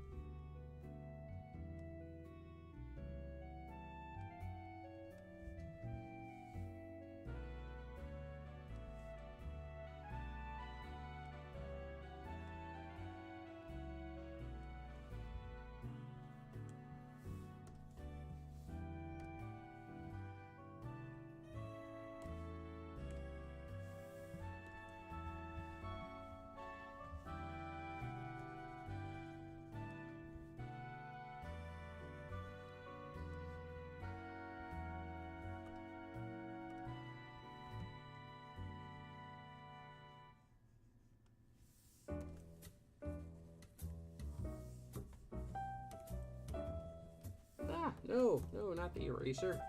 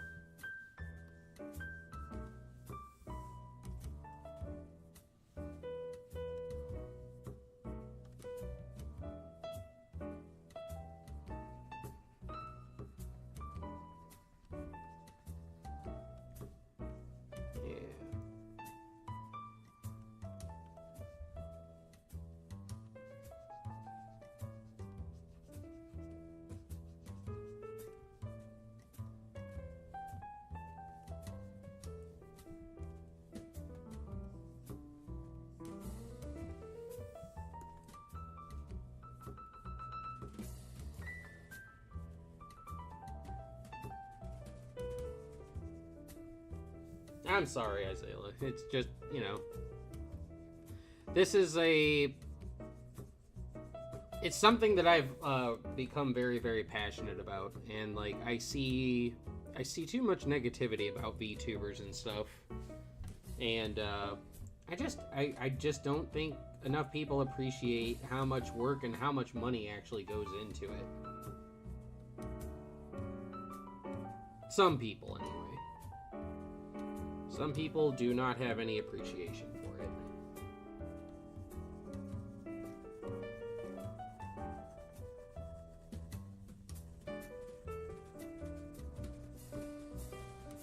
And, like, you know, like, the other thing is that, like, when I was wanting to get started as a VTuber, like, I searched around a lot to try and find, like, different, what do you call it, different resources and stuff when it comes to, like, costs or anything like that, and I couldn't find it, and a lot of people weren't talking about them. They were very, very hush-hush about it. Like, there's still a lot of times if you ask a VTuber what they spent, like, on their models, they're just like, oh, you know, well, I don't know if I can talk about that. You know, I don't know why they're so mum about it. I'm very, very transparent about what I spend any money from streams or anything on. And if anything that I can talk about can help, like, a future streamer, then that's what I want to do.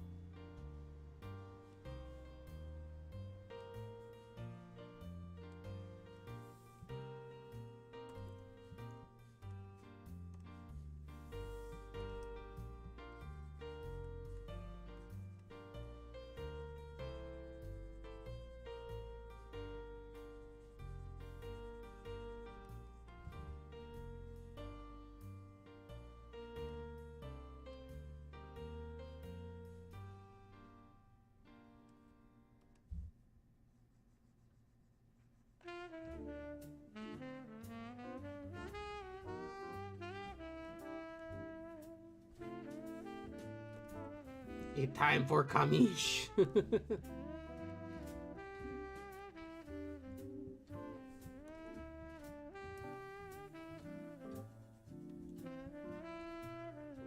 this looks a lot better once I start adding the shading. I think the shading being missing was just like throwing... It was throwing the art off for me just a smidge. I was like, man, what is missing from this thing? And it's the shading for sure.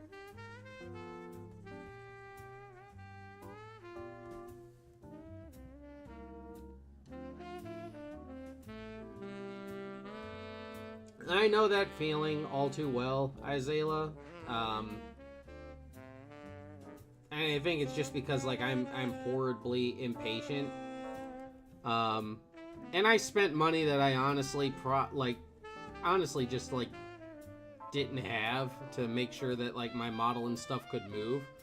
But again, like, when I initially was trying to get my model rigged, like, I couldn't find a cheap rigger or anything like that. So I was kind of resigned to the fact that I'm just like, man, I'm just gonna have to, like, try and, like, stockpile, like, a couple grand to get everything, like, all rigged up. And then I stumbled upon Noe Hakase, and, like, they gave me a really good rate on my rigging, especially since I told him how simple it was going to be and everything. And I'm really, really happy with what he did, so I will definitely be going back to him in the future.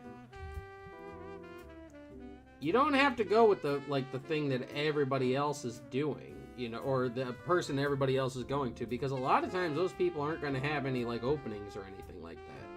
Shop around a little bit. You can find You can find cheaper alternatives. Not everybody has the budget to dump $30,000 into their debut or anything like that.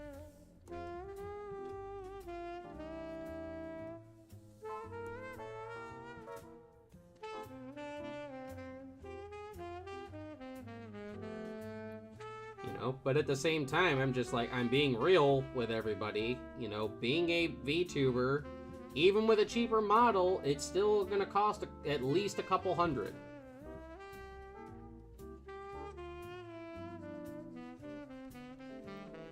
Because then, I mean, as we have seen, like with the entire saga of Potato PC, not only do you have to have your model, not only do you have to have it rigged and everything, but you have to have a computer that is capable of withstanding running your model and doing things at the other time. You know, there's a large cost to sink into being a VTuber especially like if you're like me and you have boomer technology and like you upgrade only when it's absolutely required.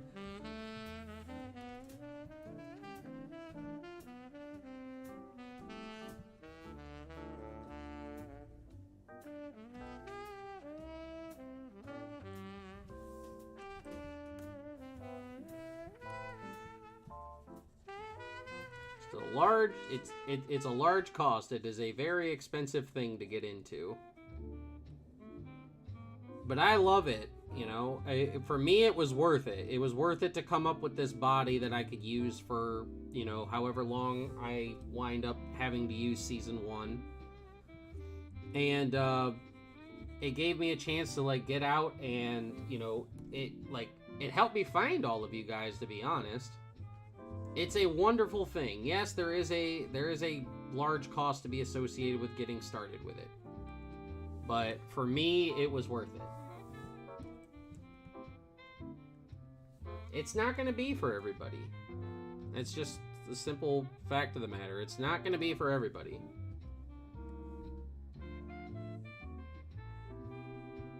And Isaiah, you having a model is, I mean, not having a model, but having a logo already puts you ahead of the game in terms of, like, a lot of people that I've seen. Some people have been in pre-debut mode for, like, years. Like, even before I got started.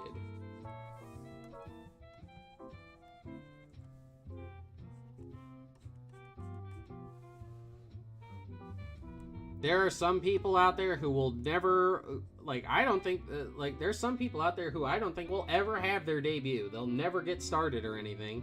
They're just they'll be in pre-debut mode for the entire time. They'll be, I hate the word, but they'll be V-tweeters for their entire career.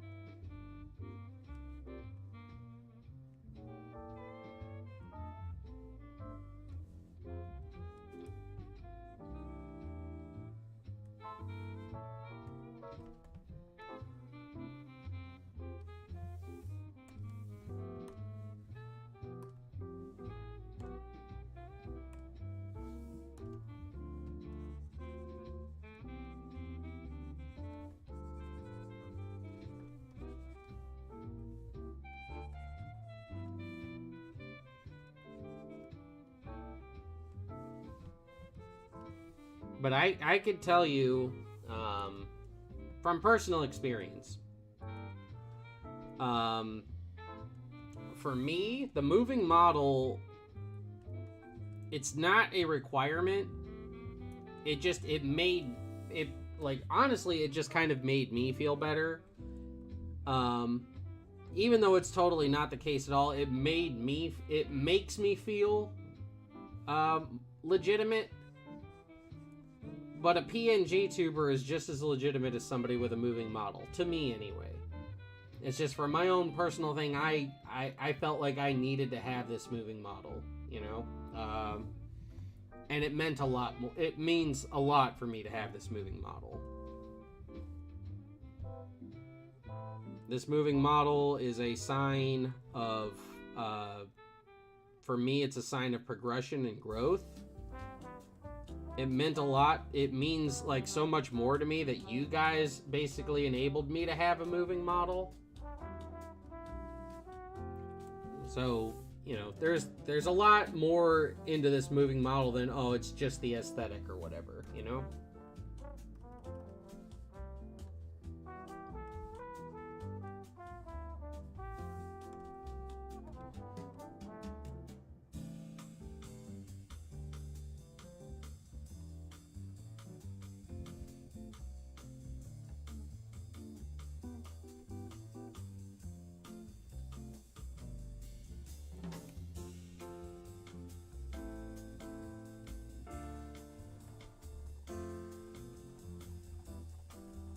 We all gotta start somewhere. Mousy said it, I said it. We all start somewhere.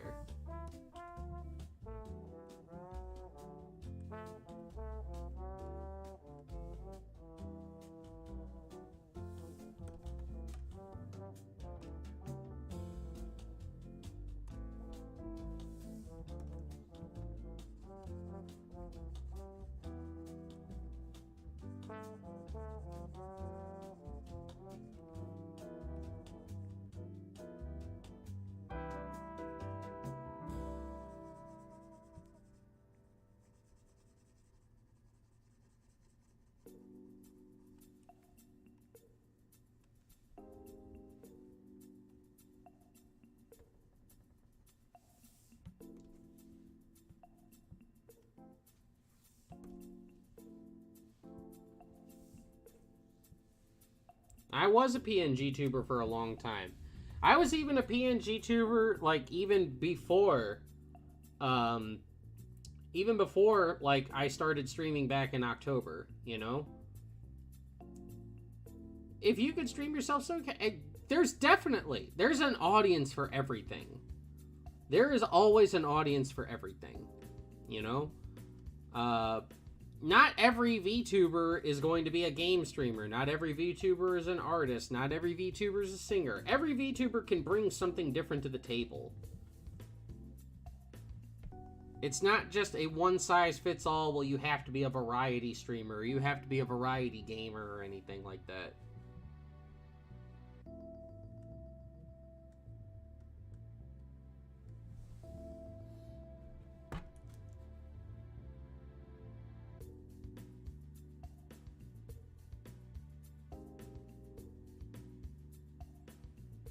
Thank you, Rainy.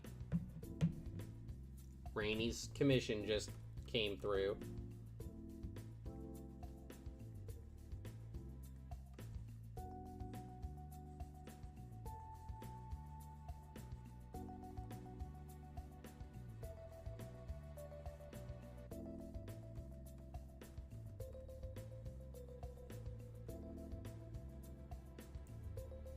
If anything, for me anyway, I think the less you are like other VTubers, I think the better. Because that makes you unique and it makes you stand out. There's always going to be a niche for like the Twitch like VTuber girls who are, you know, lewd and stuff like that. There's always going to be a niche for something like that. But if that's not you, don't be that.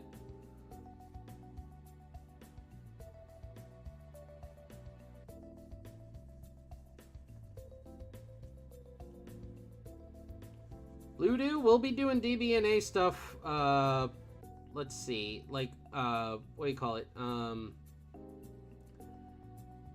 probably within a week or so, we'll start be doing, well, I know you're not going to become a VTuber, Isabella, I was just, you know, I was just saying, you know, the more unique of a streamer or something you are, I think the better, but, no, I'm still doing some script writing and stuff for Dragon Ball New Age for some of the upcoming chapters and stuff. But probably like next week or the week after, we're going to... As a matter of fact, hold on a second. Let me see what my calendar's looking like. Yeah, probably next week. Either the 24th or the 1st, we'll start doing some Dragon Ball New Age pages.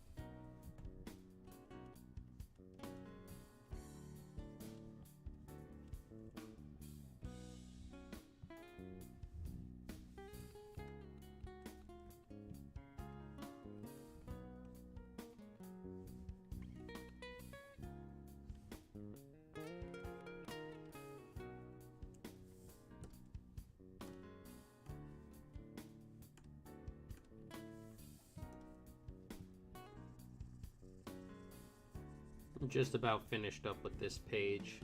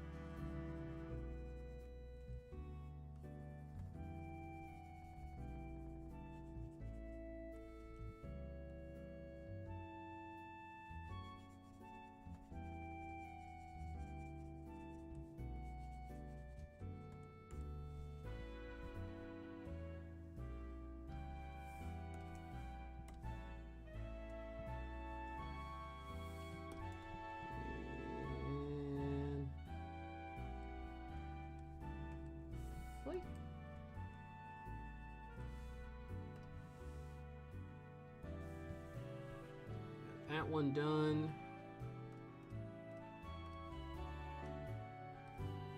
Here we just got these two last panels to do some inking or some shading and stuff for, and we'll be all set.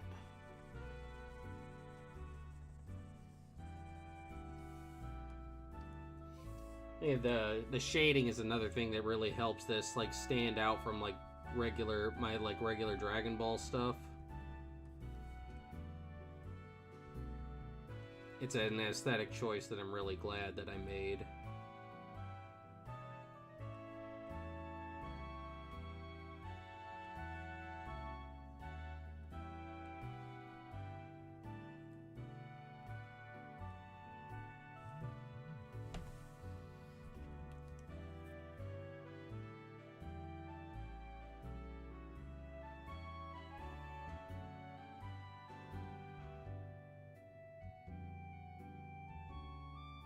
Okay. Got another notification.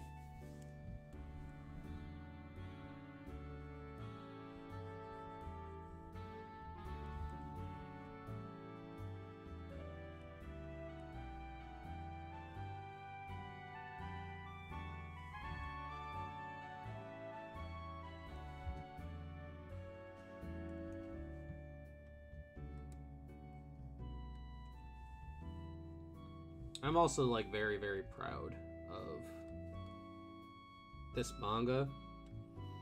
And I do hope that you guys, like, I know a lot of people come here for my Dragon Ball New Age stuff, but I really do hope that a lot of you guys will back this project, because this project means a lot to me.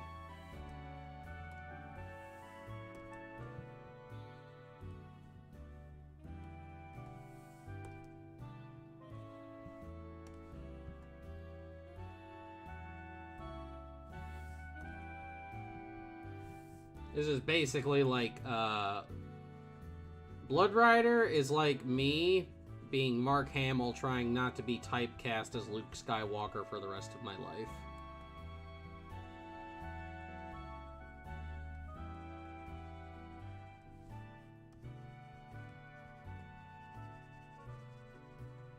That's the best way that I can put it. I'm trying not to be typecast as just the Dragon Ball guy. I want to show that I can do other things.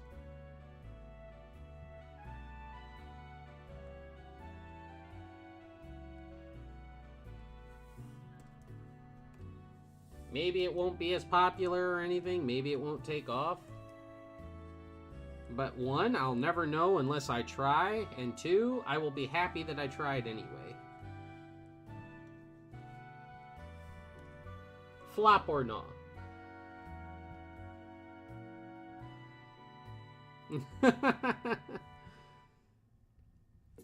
Well, I know Rainy's all on board.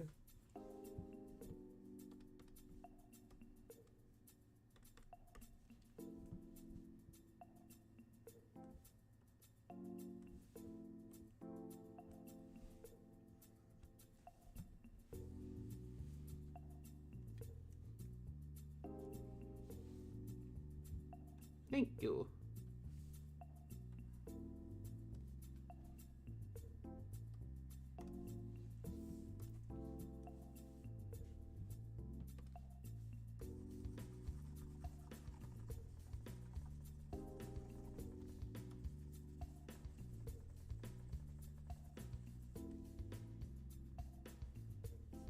Well, thank you, Isabella.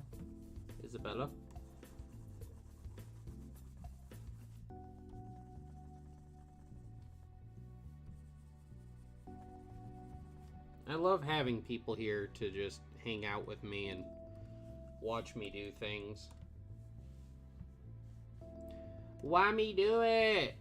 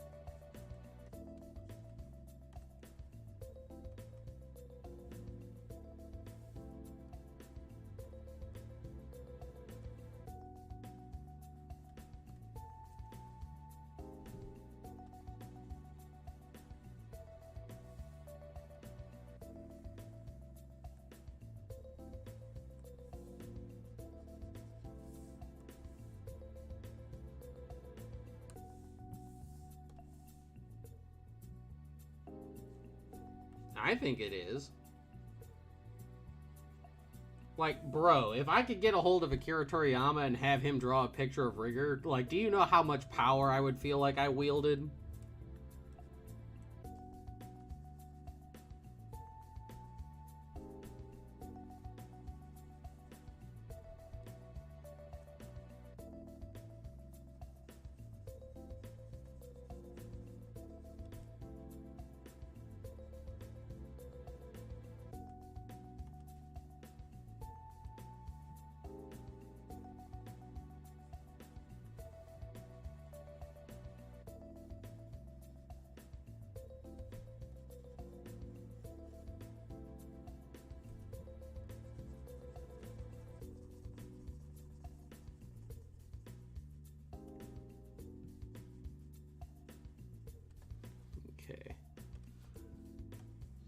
Couple more pieces of shade to do on this one, and then this one will be ready.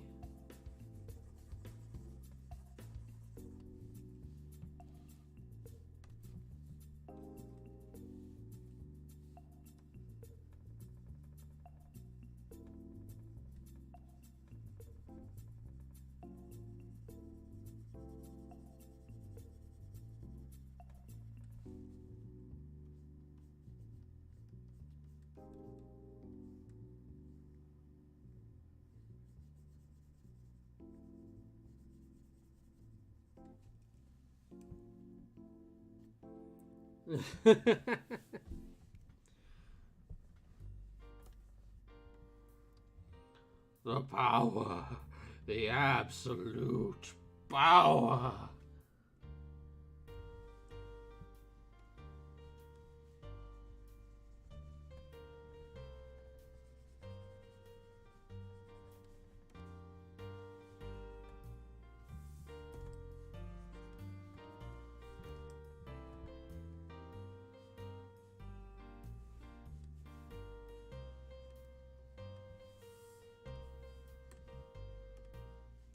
I appreciate your intent and enthusiasm.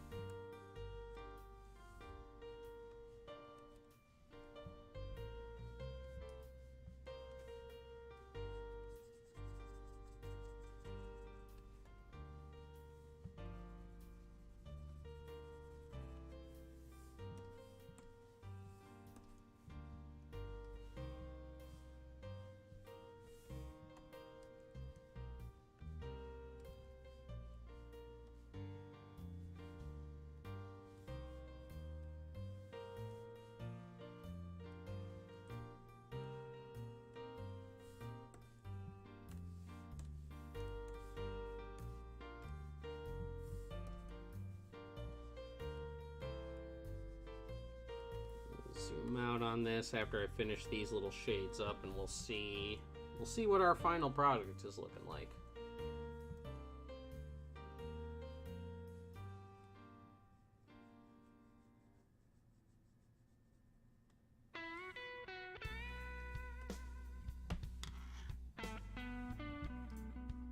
Yeah, there we go.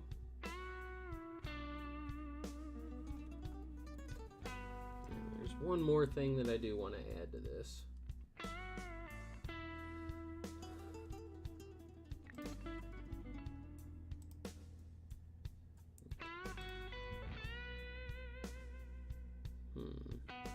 Or actually, no, I already got it right there. That's fine. Yeah, that's fine.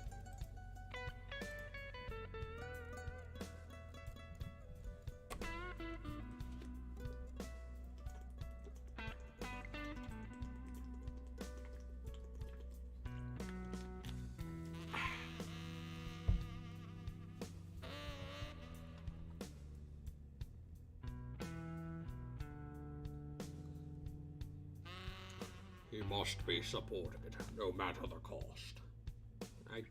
That wasn't Optimus Prime, that was Sean Connery.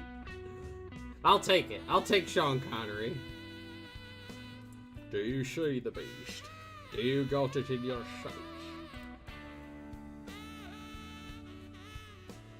Let's see. So I actually think I still need to do the shading and stuff on this page too. But that puts us at 1, 2, 3, 4, 5, 6, 7, 8, 9, 10, 11, 12, 13 completed pages out of currently 39. Or actually, hold on. 1, 2, 3. Make that 15 completed pages out of 39. So 24 to go. A little under halfway there. Cotimus Prime. Yes! Cotimus Prime. The old Spock.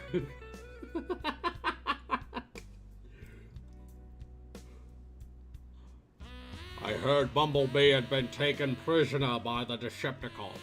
Screw him, let's roll out. Economist, why do you sound like that? Are you drunk? I'm not drunk, I'm Scottish. Let's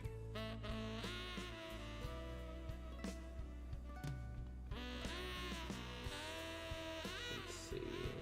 What was the... Let me see. Did I forget to put the inks and stuff, or the shading on this page as well? Yes, I did. Okay, so we could take this one. We'll finish this one up. We'll do this. Well, don't have tone. Boom. Bye-bye. Boing.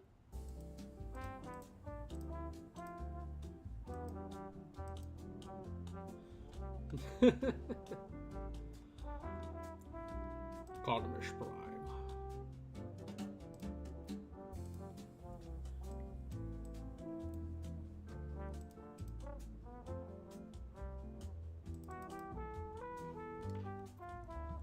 What's the difference?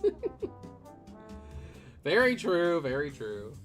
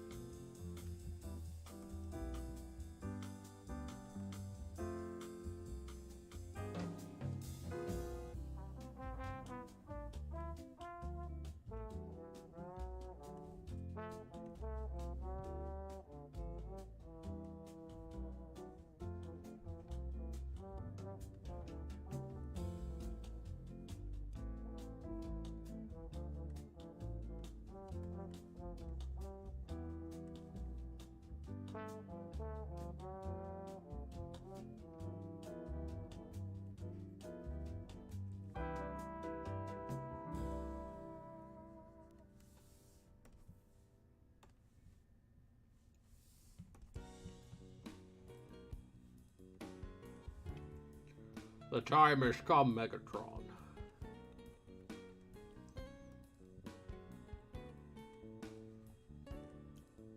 All the teen starlets will meet to fight for the prize.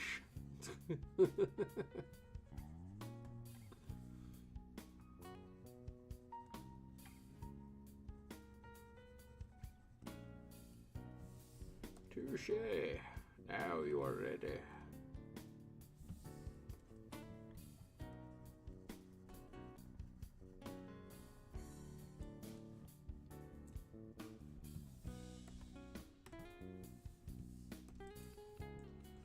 Right in the pill poppers. I like the Sean Connery voice way too much.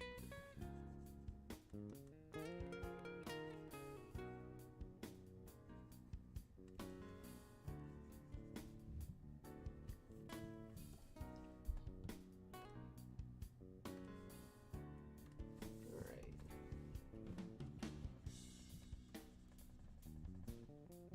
Scottish Bane.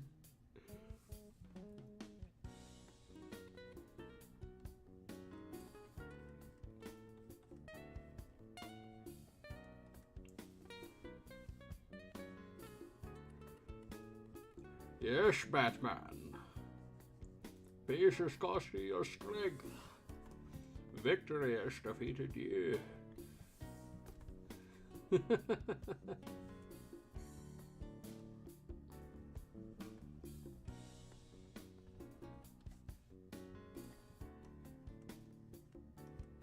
Your precious armory, gratefully accepted. We will need it. It doesn't matter who we are. What matters is our plan. Nobody cared who I was before I put on the mask.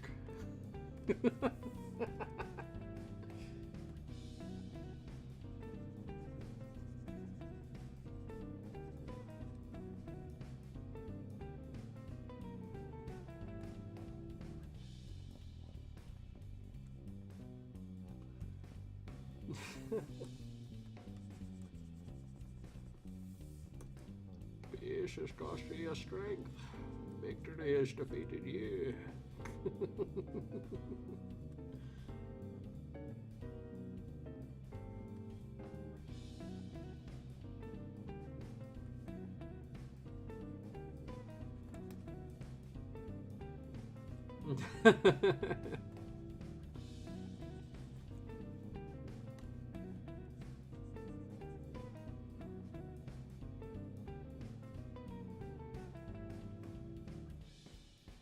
I don't know, Isaiah. I don't know if it'll pick up steam like Meat Suit Acquisition did, but it's fun to think about. It's fun to do. Peace is cost to your strength. Victory has defeated you.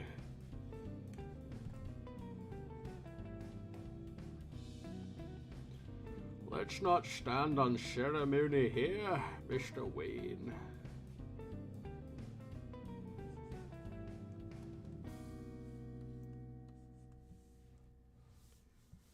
I am here to fulfill Ra's al Ghul's destiny. I'll stop.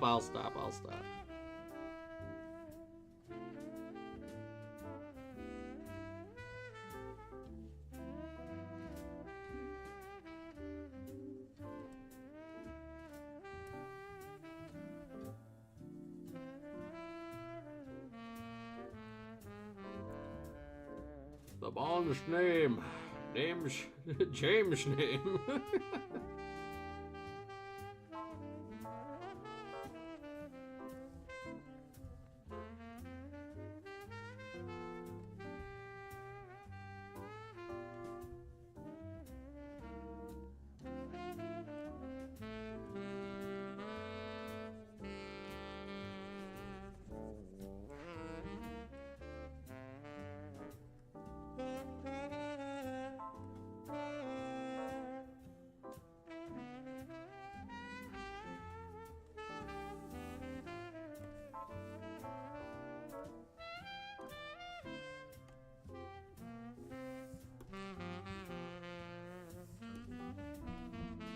I think we'll finish.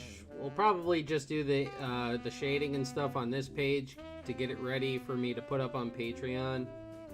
And I think we'll call it after this page so that I can do some work on those commissions from yesterday. Try to get those ones done and in the books. That way, when Wednesday rolls around, we can possibly start on doing like the manga commissions.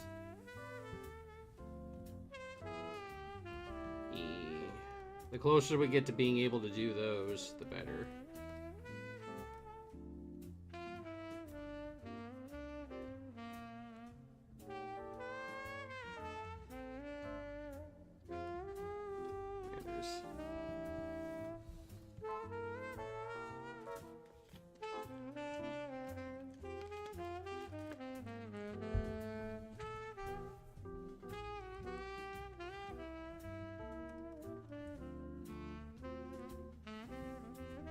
Thank you, Streamlab Bot. You're a shining beacon in the darkness.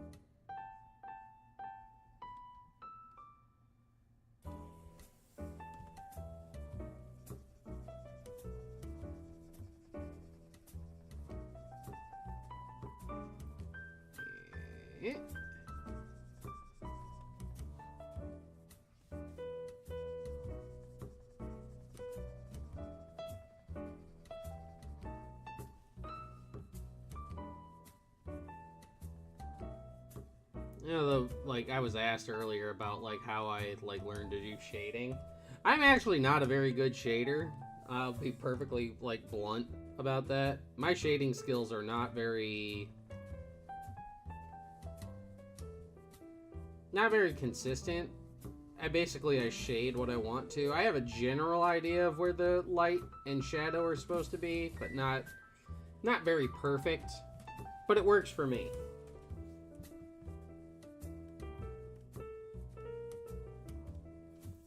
It's not an exact science, but it works for me.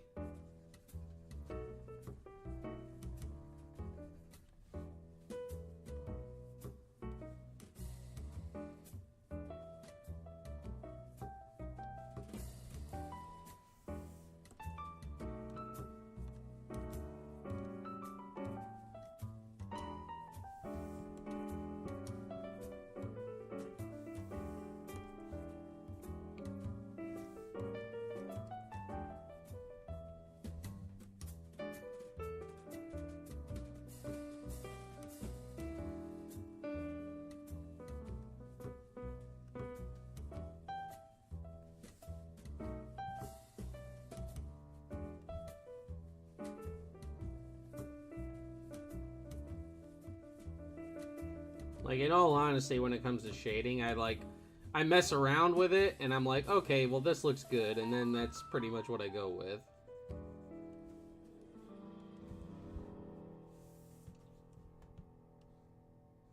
As long as it looks like shadows, it'll be good!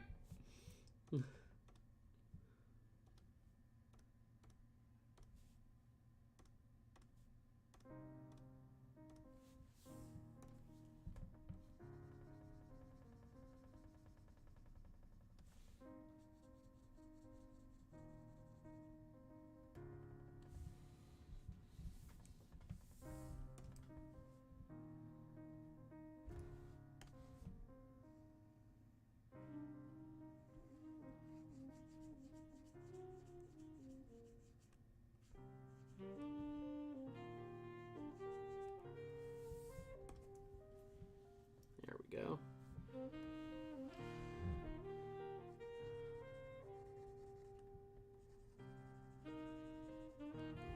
Yeah.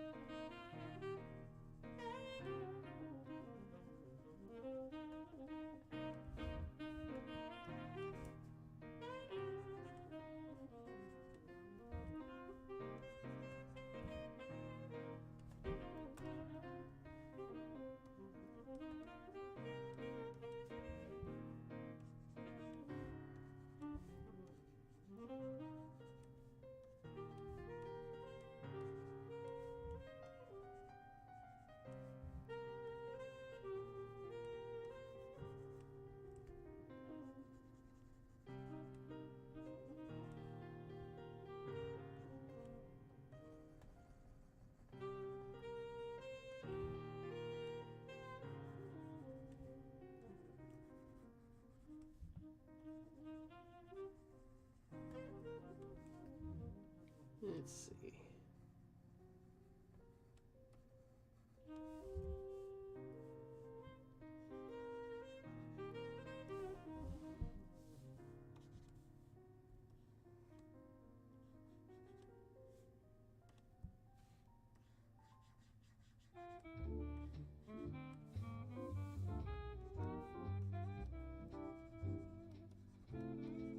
Just about got it.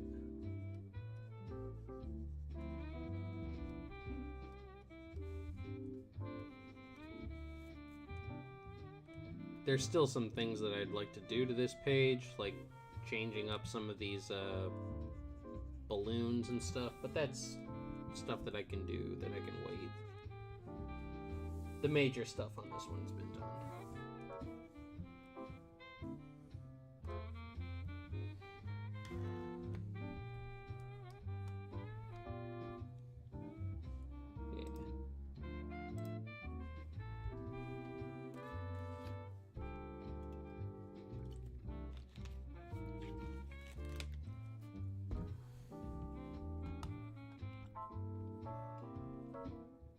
Saving it.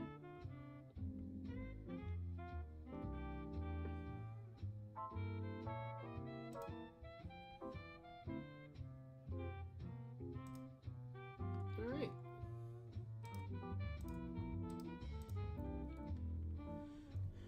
Alrighty, lovelies. Well, that's where we're going to call it for the evening. It's been almost 3 hours. We got kind of a significant chunk of like some of the rework and stuff done, so we've got that actually like maxes out like the first 15 pages of the book actually being like completely done now. So but that's where we're gonna call it for the evening. I got to get to work on a couple of more commissions and a few other things, and then I need to figure out what I'm doing to for dinner a little bit later.